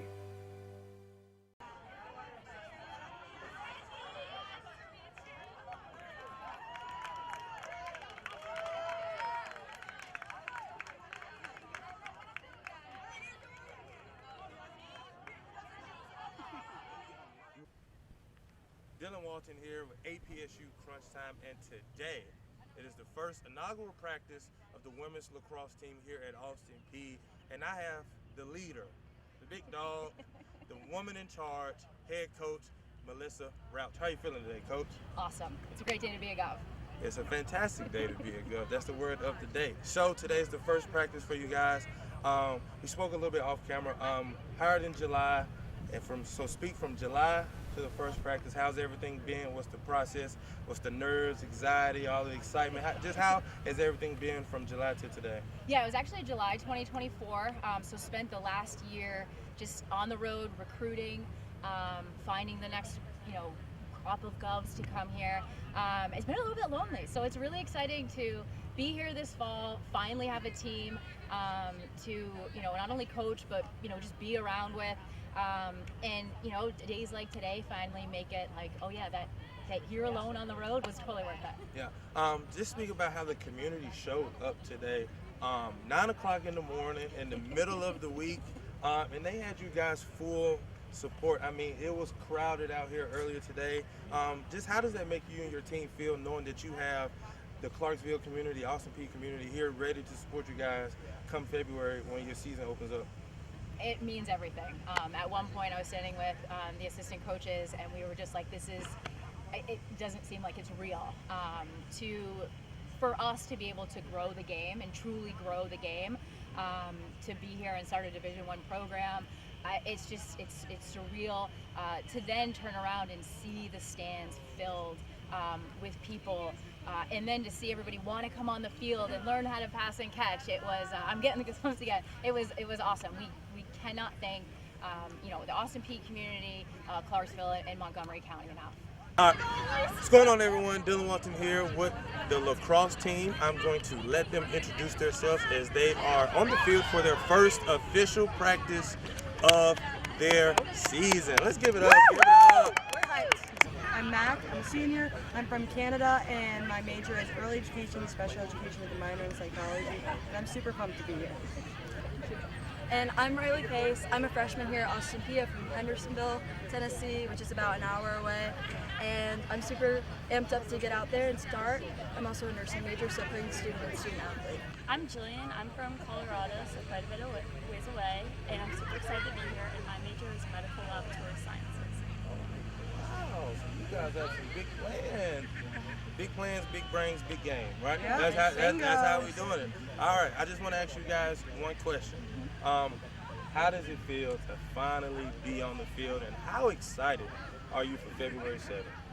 I'm super pumped. I'm excited to get back on the field and play my senior year with all of these amazing ladies and give it all I got. It's been so amazing to watch the team grow from day one, ever since we announced we had a program to where we are now. To just think that it's only been a little over a year. We're super amped up to finally show you guys what we've been putting together.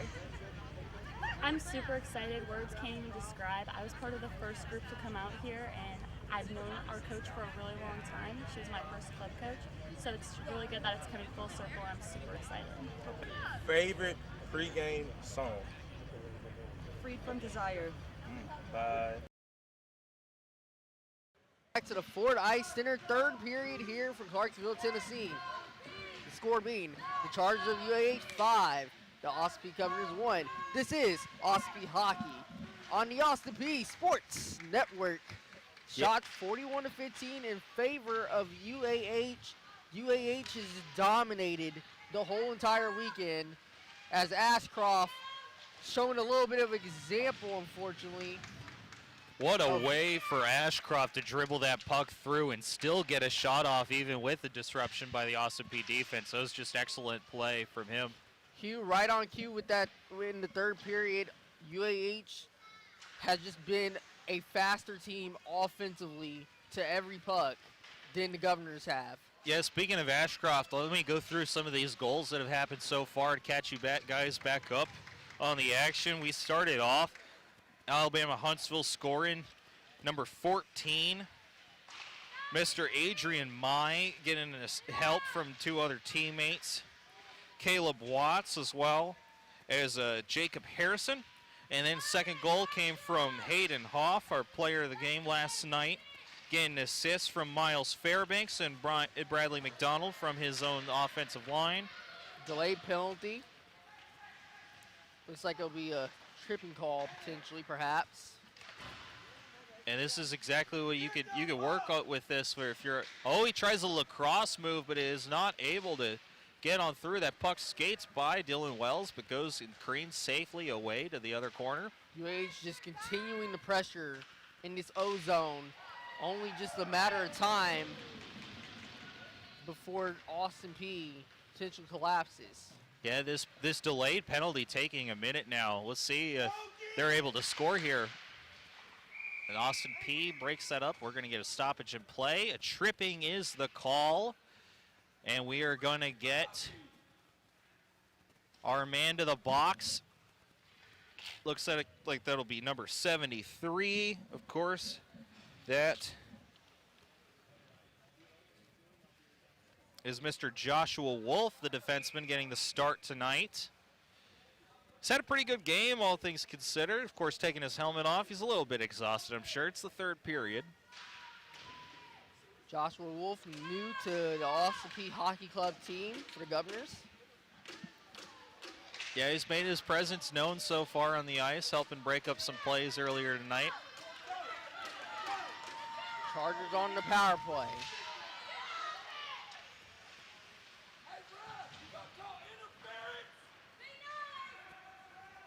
Crowd still looking for some calls here from Austin Peay. We hear that a lot from these crowds. It's nice to hear that at least the fans are still engaged, though, even down 5-1. Oh, we might have an injury down here in the corner.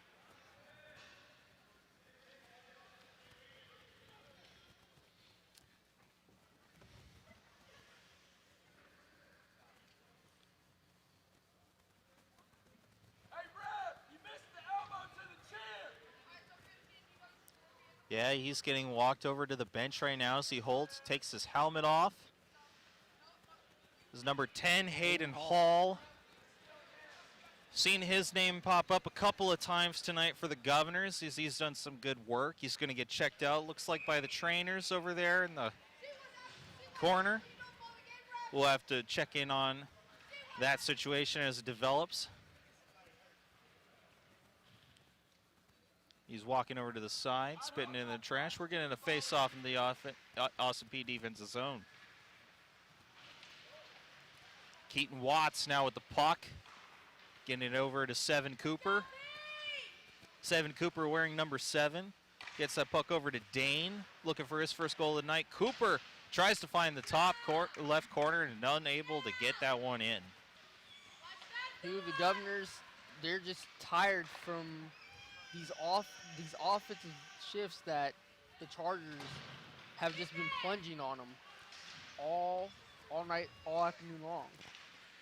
Yeah, and you know, you'd like to see a couple more goals come into the net for the Governors, but as we were talking to Kane Eastwood earlier today, he wanted us, the Governors, to hustle a little bit more, and I think we're seeing some more of that today. It's keeping a lot of these passing lanes broken up. It's taken a good while for Alabama Huntsville to get some chances in, and as you can see in the shot total too, only 47 shots tonight as opposed to the 65 last night. We'll see how that changes over the course of this third period. So we're about 4 minutes into it now. And a cross-eye spice to Dane, but he's not able to get a good shot off and has to bring that back up to the top of the key. Hoff looking to make a move. Again, just a lot of space that the Governors are giving up. Yeah. In the offensive zone. Yeah, Dane with the chance. And Ashcroft off the dome. Ashcroft right into the net. He's going to get his second goal of the night. Austin Peay unable to stop that one. Here, this will be a 6-1 game. You see some of the breath taken out of the room, but I think the team is headed in the right direction.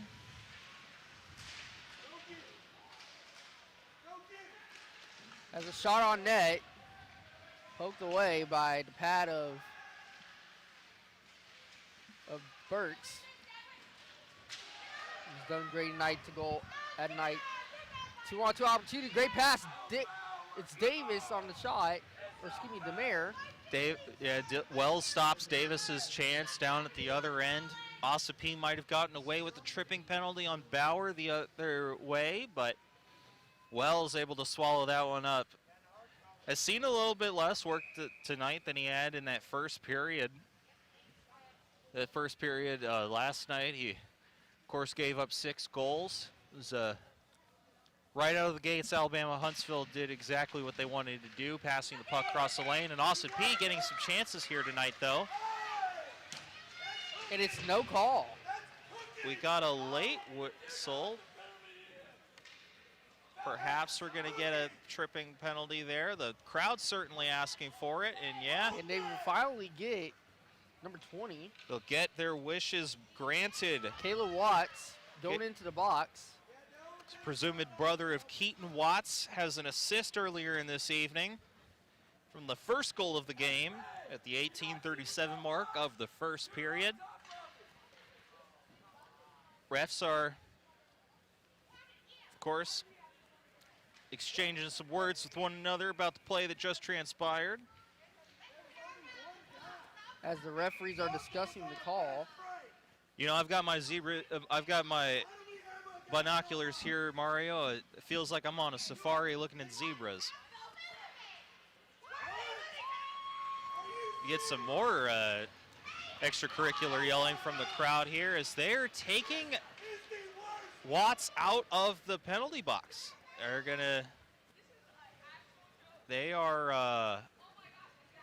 taking off the. They're going to be playing with 5 men on the ice, presumably. There's nobody in the box at the moment. Refs are very. The audience seems to be a little confused here. They're explaining it to the Austin Peay bench over on the side. Everybody seems to be listening in. There's quite a bit of confusion, but lots of banter coming from the crowd tonight. 4-on-4 even strength. Austin Peay 2-on-1. Can they make it happen with the goal? What a chance and what a finish. Bring the energy. Alejandro again, his 3rd goal in as many games, Mario. The beautiful play to come up the ice with Leitz. He is able to just smash that one in the back of the net, and Austin Peay getting a goal back here. It's a 4-goal game. Past the mark that you scored last night in your 2nd goal, and more momentum coming your way as Austin Peay looks to get a face-off here. And right away, Alejandro trying to work it back up again, but it's unable to. Hugh, Alejandro has been the player of the weekend in this conference series for the Governors. The Governors getting a call, not getting the call that they wanted. Saved. Wells making a fantastic butterfly save to swallow that one up. The Governors, though, getting some offensive chances now. You know, coming off of the power play, it appears as though they didn't get the call that they wanted, but they still got the goal. It's more of like the basketball saying, right? Ball don't lie. Although the refs probably could see it better than we could up here, of course, or any of the crowd for that matter. Austin Peay now playing with the man down, though. Hugh, this crowd is hot, and for good reason now. As how do you feel about the way this game's been officiated thus far? I think it's been pretty okay. I think the crowd always likes to look for something that the ref will miss, but refs are never perfect. That is a definite factoid of the sport of hockey. The refs will get yelled at too. That's another factor of it. Just like any other sport. Football, you yell at the refs, and basketball, you yell at the refs, and baseball, you yell at the umpires, and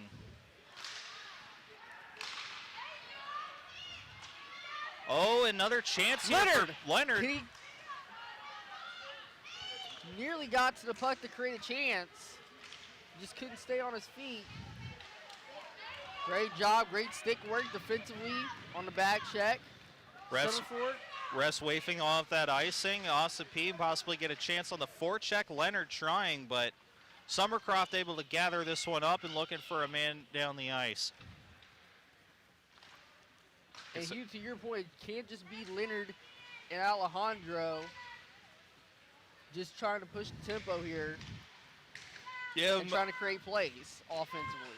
It's hard on the forecheck to get a second man down there, but we've seen Leonard by himself quite a lot on the forecheck, and Governors surely would like to get another one down there as well as gloves this one. Like he's playing shortstop over there in between the bars.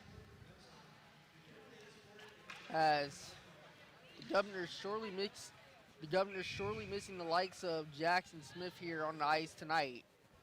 Or excuse me, on the ice this afternoon. Yeah, Jackson Smith, a big point getter for the Governors last year. His presence possibly needed in these two here this weekend.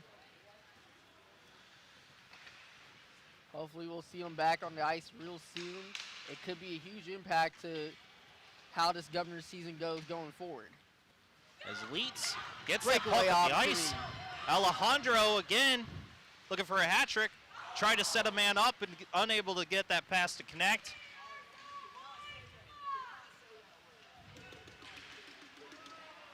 Davis creeps around.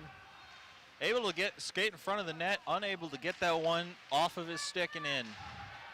Good defense there by Zach Tate to break that play up.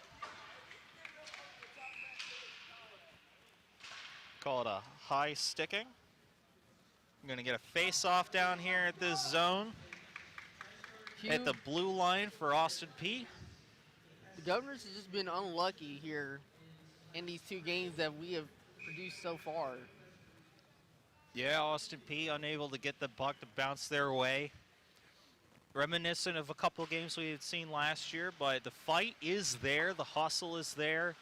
Alabama Huntsville, credit where credit is due. They have a couple of the best players we've seen here in college club hockey since we've been calling games, Mario. As Wells makes another great save. Ooh, we might have some extracurricular happening in the corner. It looks like the fight will not take place as Austin Peay tries to talk to Stripes to try and get their point across.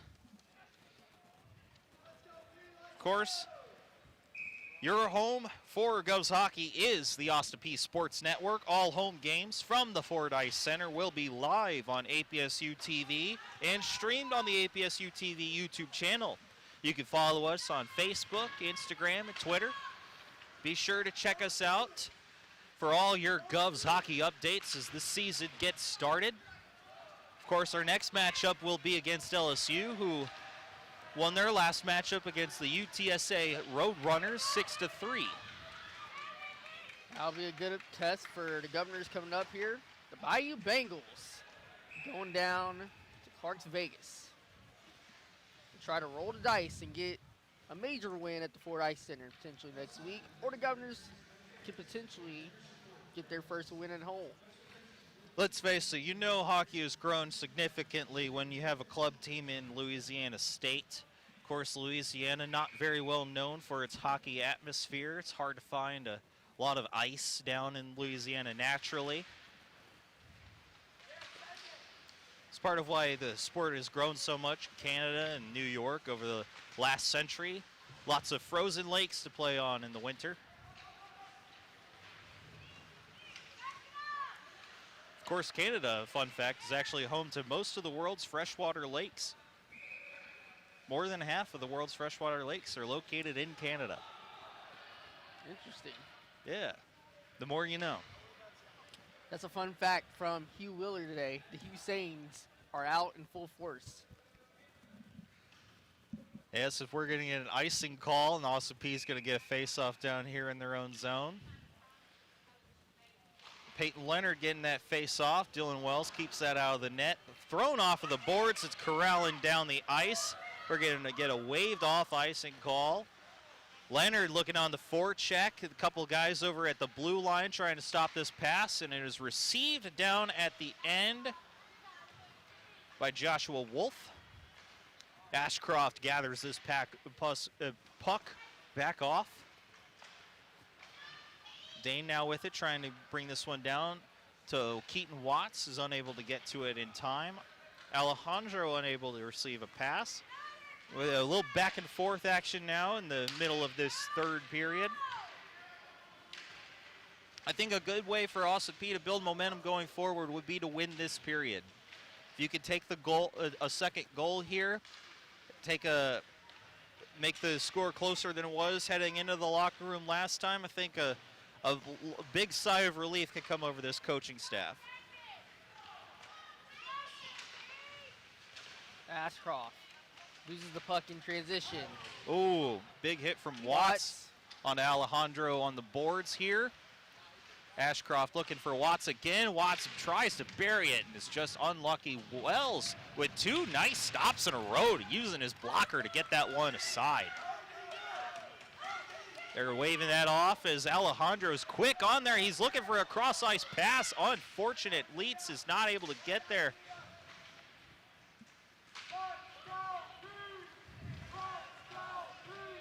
As the Chargers, 2-on-2. Odd man rush. Still being disciplined with the bodies, getting in the lane, not allowing these easy shots on net. Shot is in. It's Ashcroft for the 7th for the Chargers. Ashcroft with the hat trick. Ashcroft now. But no hats will be thrown on this ice. Not tonight. This afternoon. Not this afternoon, Mario. Ashcroft with a nice chance to get around Wells there and bury it behind him before Wells had a chance at that one. The blocker side is the one you want to skate to if you're the offensive zone. It's a lot harder for them to catch a puck with the hand without a glove, you know? McDonald nips around. Wells stopping the wraparound. Seen a lot of good things out of Wells, all things considered tonight. 57 shots seen, 50 saves made. It's been a weekend definitely for Dylan Wells. And when you're facing that many shots as a goaltender, there's not much you can do. There's just so much defensively that can be done here for these Governors to try to rework within the next couple weeks going into that LSU game. Yeah, get some, you know what you got to do in practice, work a lot more on some hustle drills, and hopefully you can make some magic happen down here facing on the Baton Rouge Tigers. It's just the little defensive movements. As UAH has been in the offensive zone, the Governors have cost themselves a little bit by trying to just have been stagnant. That's way off on the stick. What a chance. That was fantastic work from the team.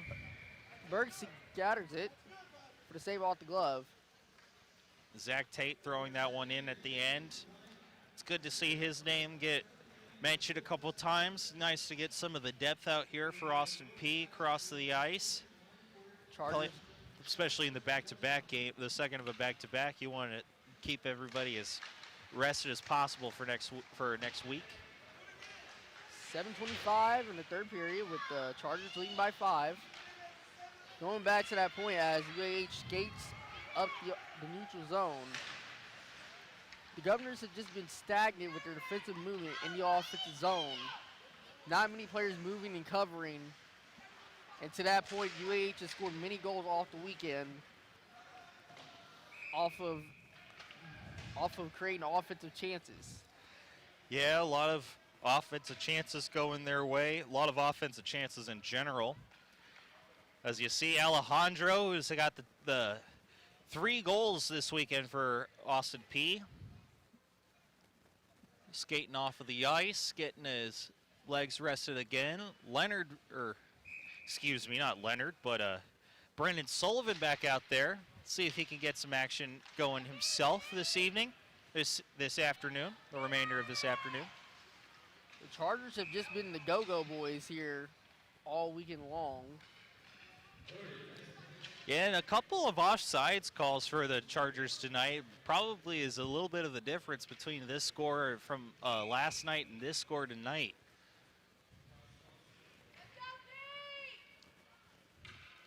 Let's look ahead here, Hugh, to the Governors' next matchup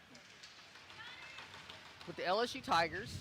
M3 Independent coming into town to face the Governors. What do you expect out of that weekend series against LSU? Well, another young team in the LSU Tigers. I'd like to see Austin Peay get back to business and get some more pucks on the net. Make LSU feel the home ice advantage that we have here in Clarksville for this passionate fan base.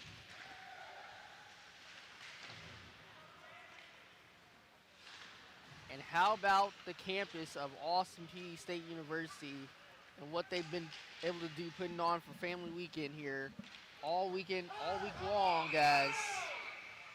Oh, that's a big hit. They're going to send Watts to the box for that one. Yeah, that was rough. As you can see, he's struggling to get up, Alejandro. Plays like that do not make the crowd happy in a late game where you seemingly put it away, and Watts is getting a talking to from some of Austin Peay's most faithful here in the building, Mario.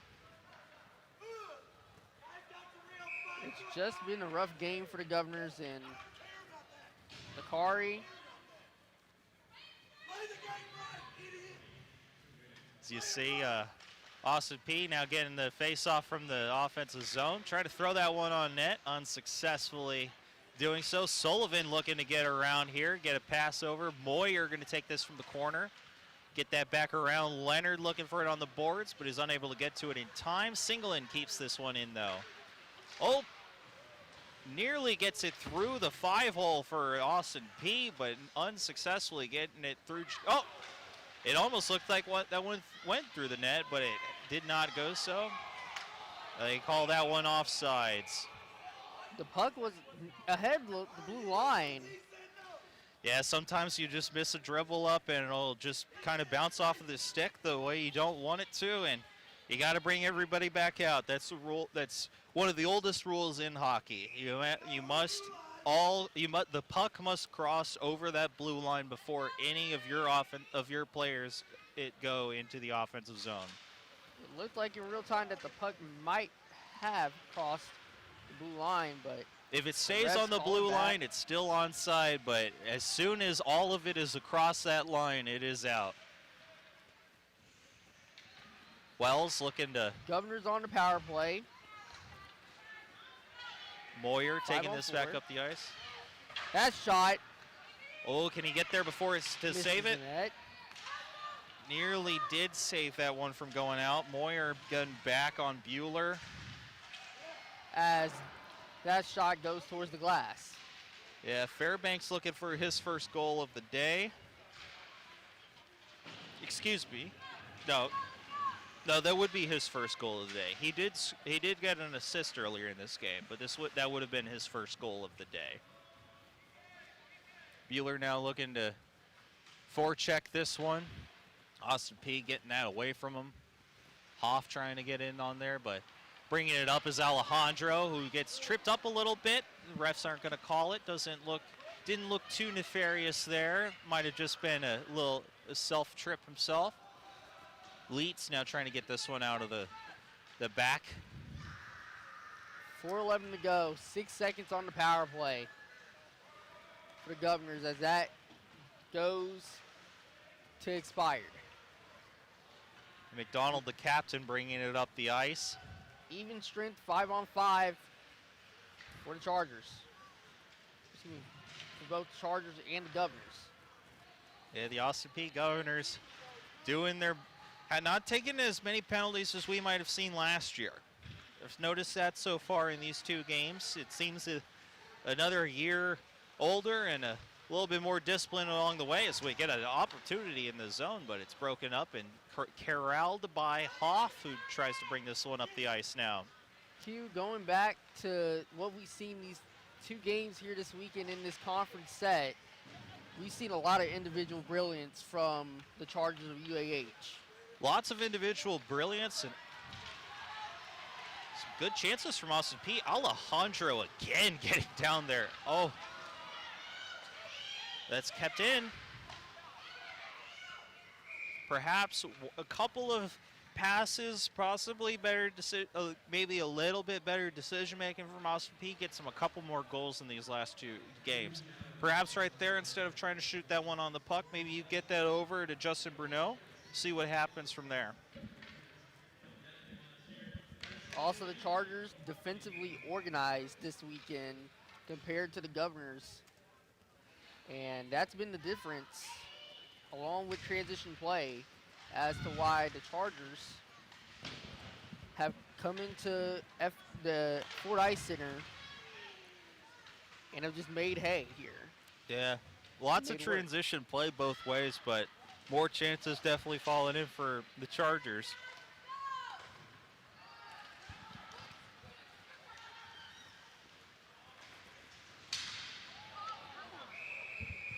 Big hit over in the board, so and Austin Peay. We got a whistle, a stop of action. 2:33 in the third period, excuse me. Appears as though the Chargers are getting an offensive zone face-off. Austin Peay gets the puck though. Nearly gets that out of the zone.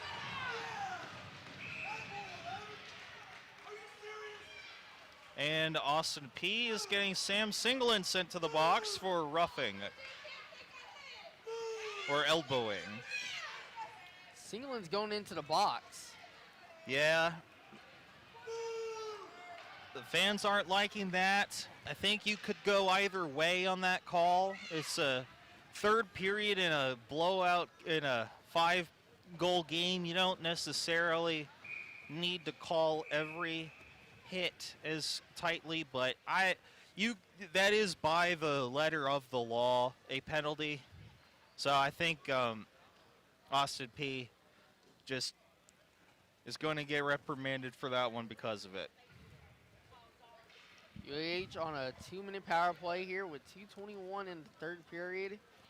We get a little break in the action. Watts and Ashcroft planning something. Hoff is going to take this one on the face-off. A lot of the names we've seen all weekend, Dane, Ashcroft, Watts, and Hoff all there on the power play chance. Hoff now with it in the corner, looking over to Cooper. We're getting another call. This one is going on Keaton Watts, I believe, as he gets escorted to the bench. Perhaps some cross-checking. This looked like what the signal was. This will be Caleb Watts' second time in the box here in this game. A little too late here for the Governors to try to make anything of it. They'll have a power play coming after the 4-on-4. No, but a power play would be a good opportunity to try some of your game plan out as a coach. And only a 10-second difference between the penalties. However, a 4-on-4 opportunity, you never get those much in the season. It is a good time to practice any 4-on-4 opportunity anytime. Breakaway chance for the Governors on the right wing. Saved by Burks. And that time you wish you would have just seen one more pass. I'm sure that Cale Lewis is looking for his goal as well, but Alejandro there, who's had the hot hand all evening looking for a hat trick. Just that one pass over to Alejandro going down that side onto that left side of that net could have been the different. It could have been a big swing of momentum for the Governors. And Hugh, that's been your weekend if you're the Governors. Chances were to be had. They just not been up to quality as we've known them for at the Ford Ice Center here this weekend. Another time that Cale Lewis breaks up a play. He's looking for a man in front, and it's gathered out, but a hit laid on at the end of that. As Watts back on the ice now.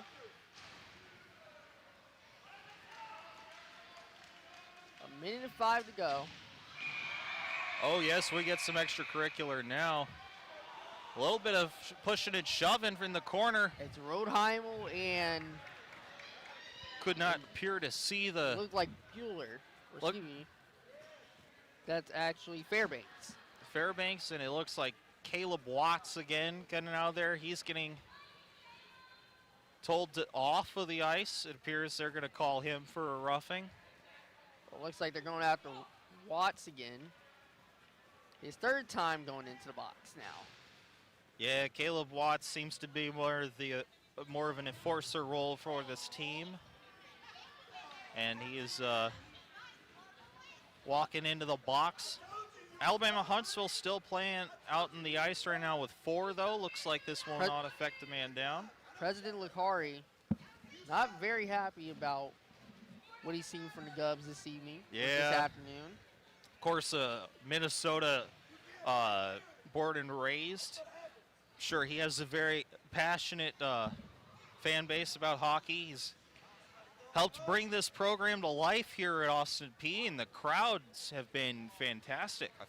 It's been quite fun to watch here at Austin Peay. Of course, some good, some bad with the new program, but hopefully in the future it'll grow. I'm sure Alabama Huntsville had a similar story with their D1 team back in the day, competing against the likes of Bemidji State and Minnesota State, Minnesota Duluth, and North Dakota State in the Frozen Four. I don't think they ever reached the Frozen Four, but they were very well a D1 hockey team for many years. 48 seconds left. McDonald tries to squeeze that in, glove side, Wells swallowing that up. What a play. He hands that one off to the ref and looks around, gives a little smile. Exchange of words. Some fun times still in the hockey ring, even if you're down 5 goals. 33 seconds to go now. Reminder, our next broadcast, as it's a 2-on-1 opening up. Leonard tries to shake towards the inside, nothing going there. There's a great opportunity from Leonard to get that puck up the ice as quickly as possible. Oh, to McDonald, it's a slight pass towards the middle. McDonald with the right idea to take it to that backhand side. Oh, as we're gonna get. Defensively, that has just been how good UAH has been throughout the weekend.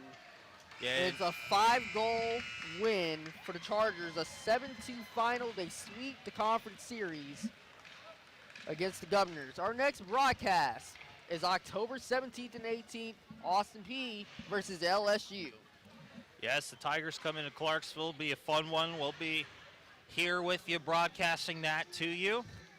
Austin Peay, a lot to work on going into the next couple weeks. Today's game has been produced by sports communication students from the Austin Peay State University Department of Communication. This has been a presentation of the Austin Peay Sports Network.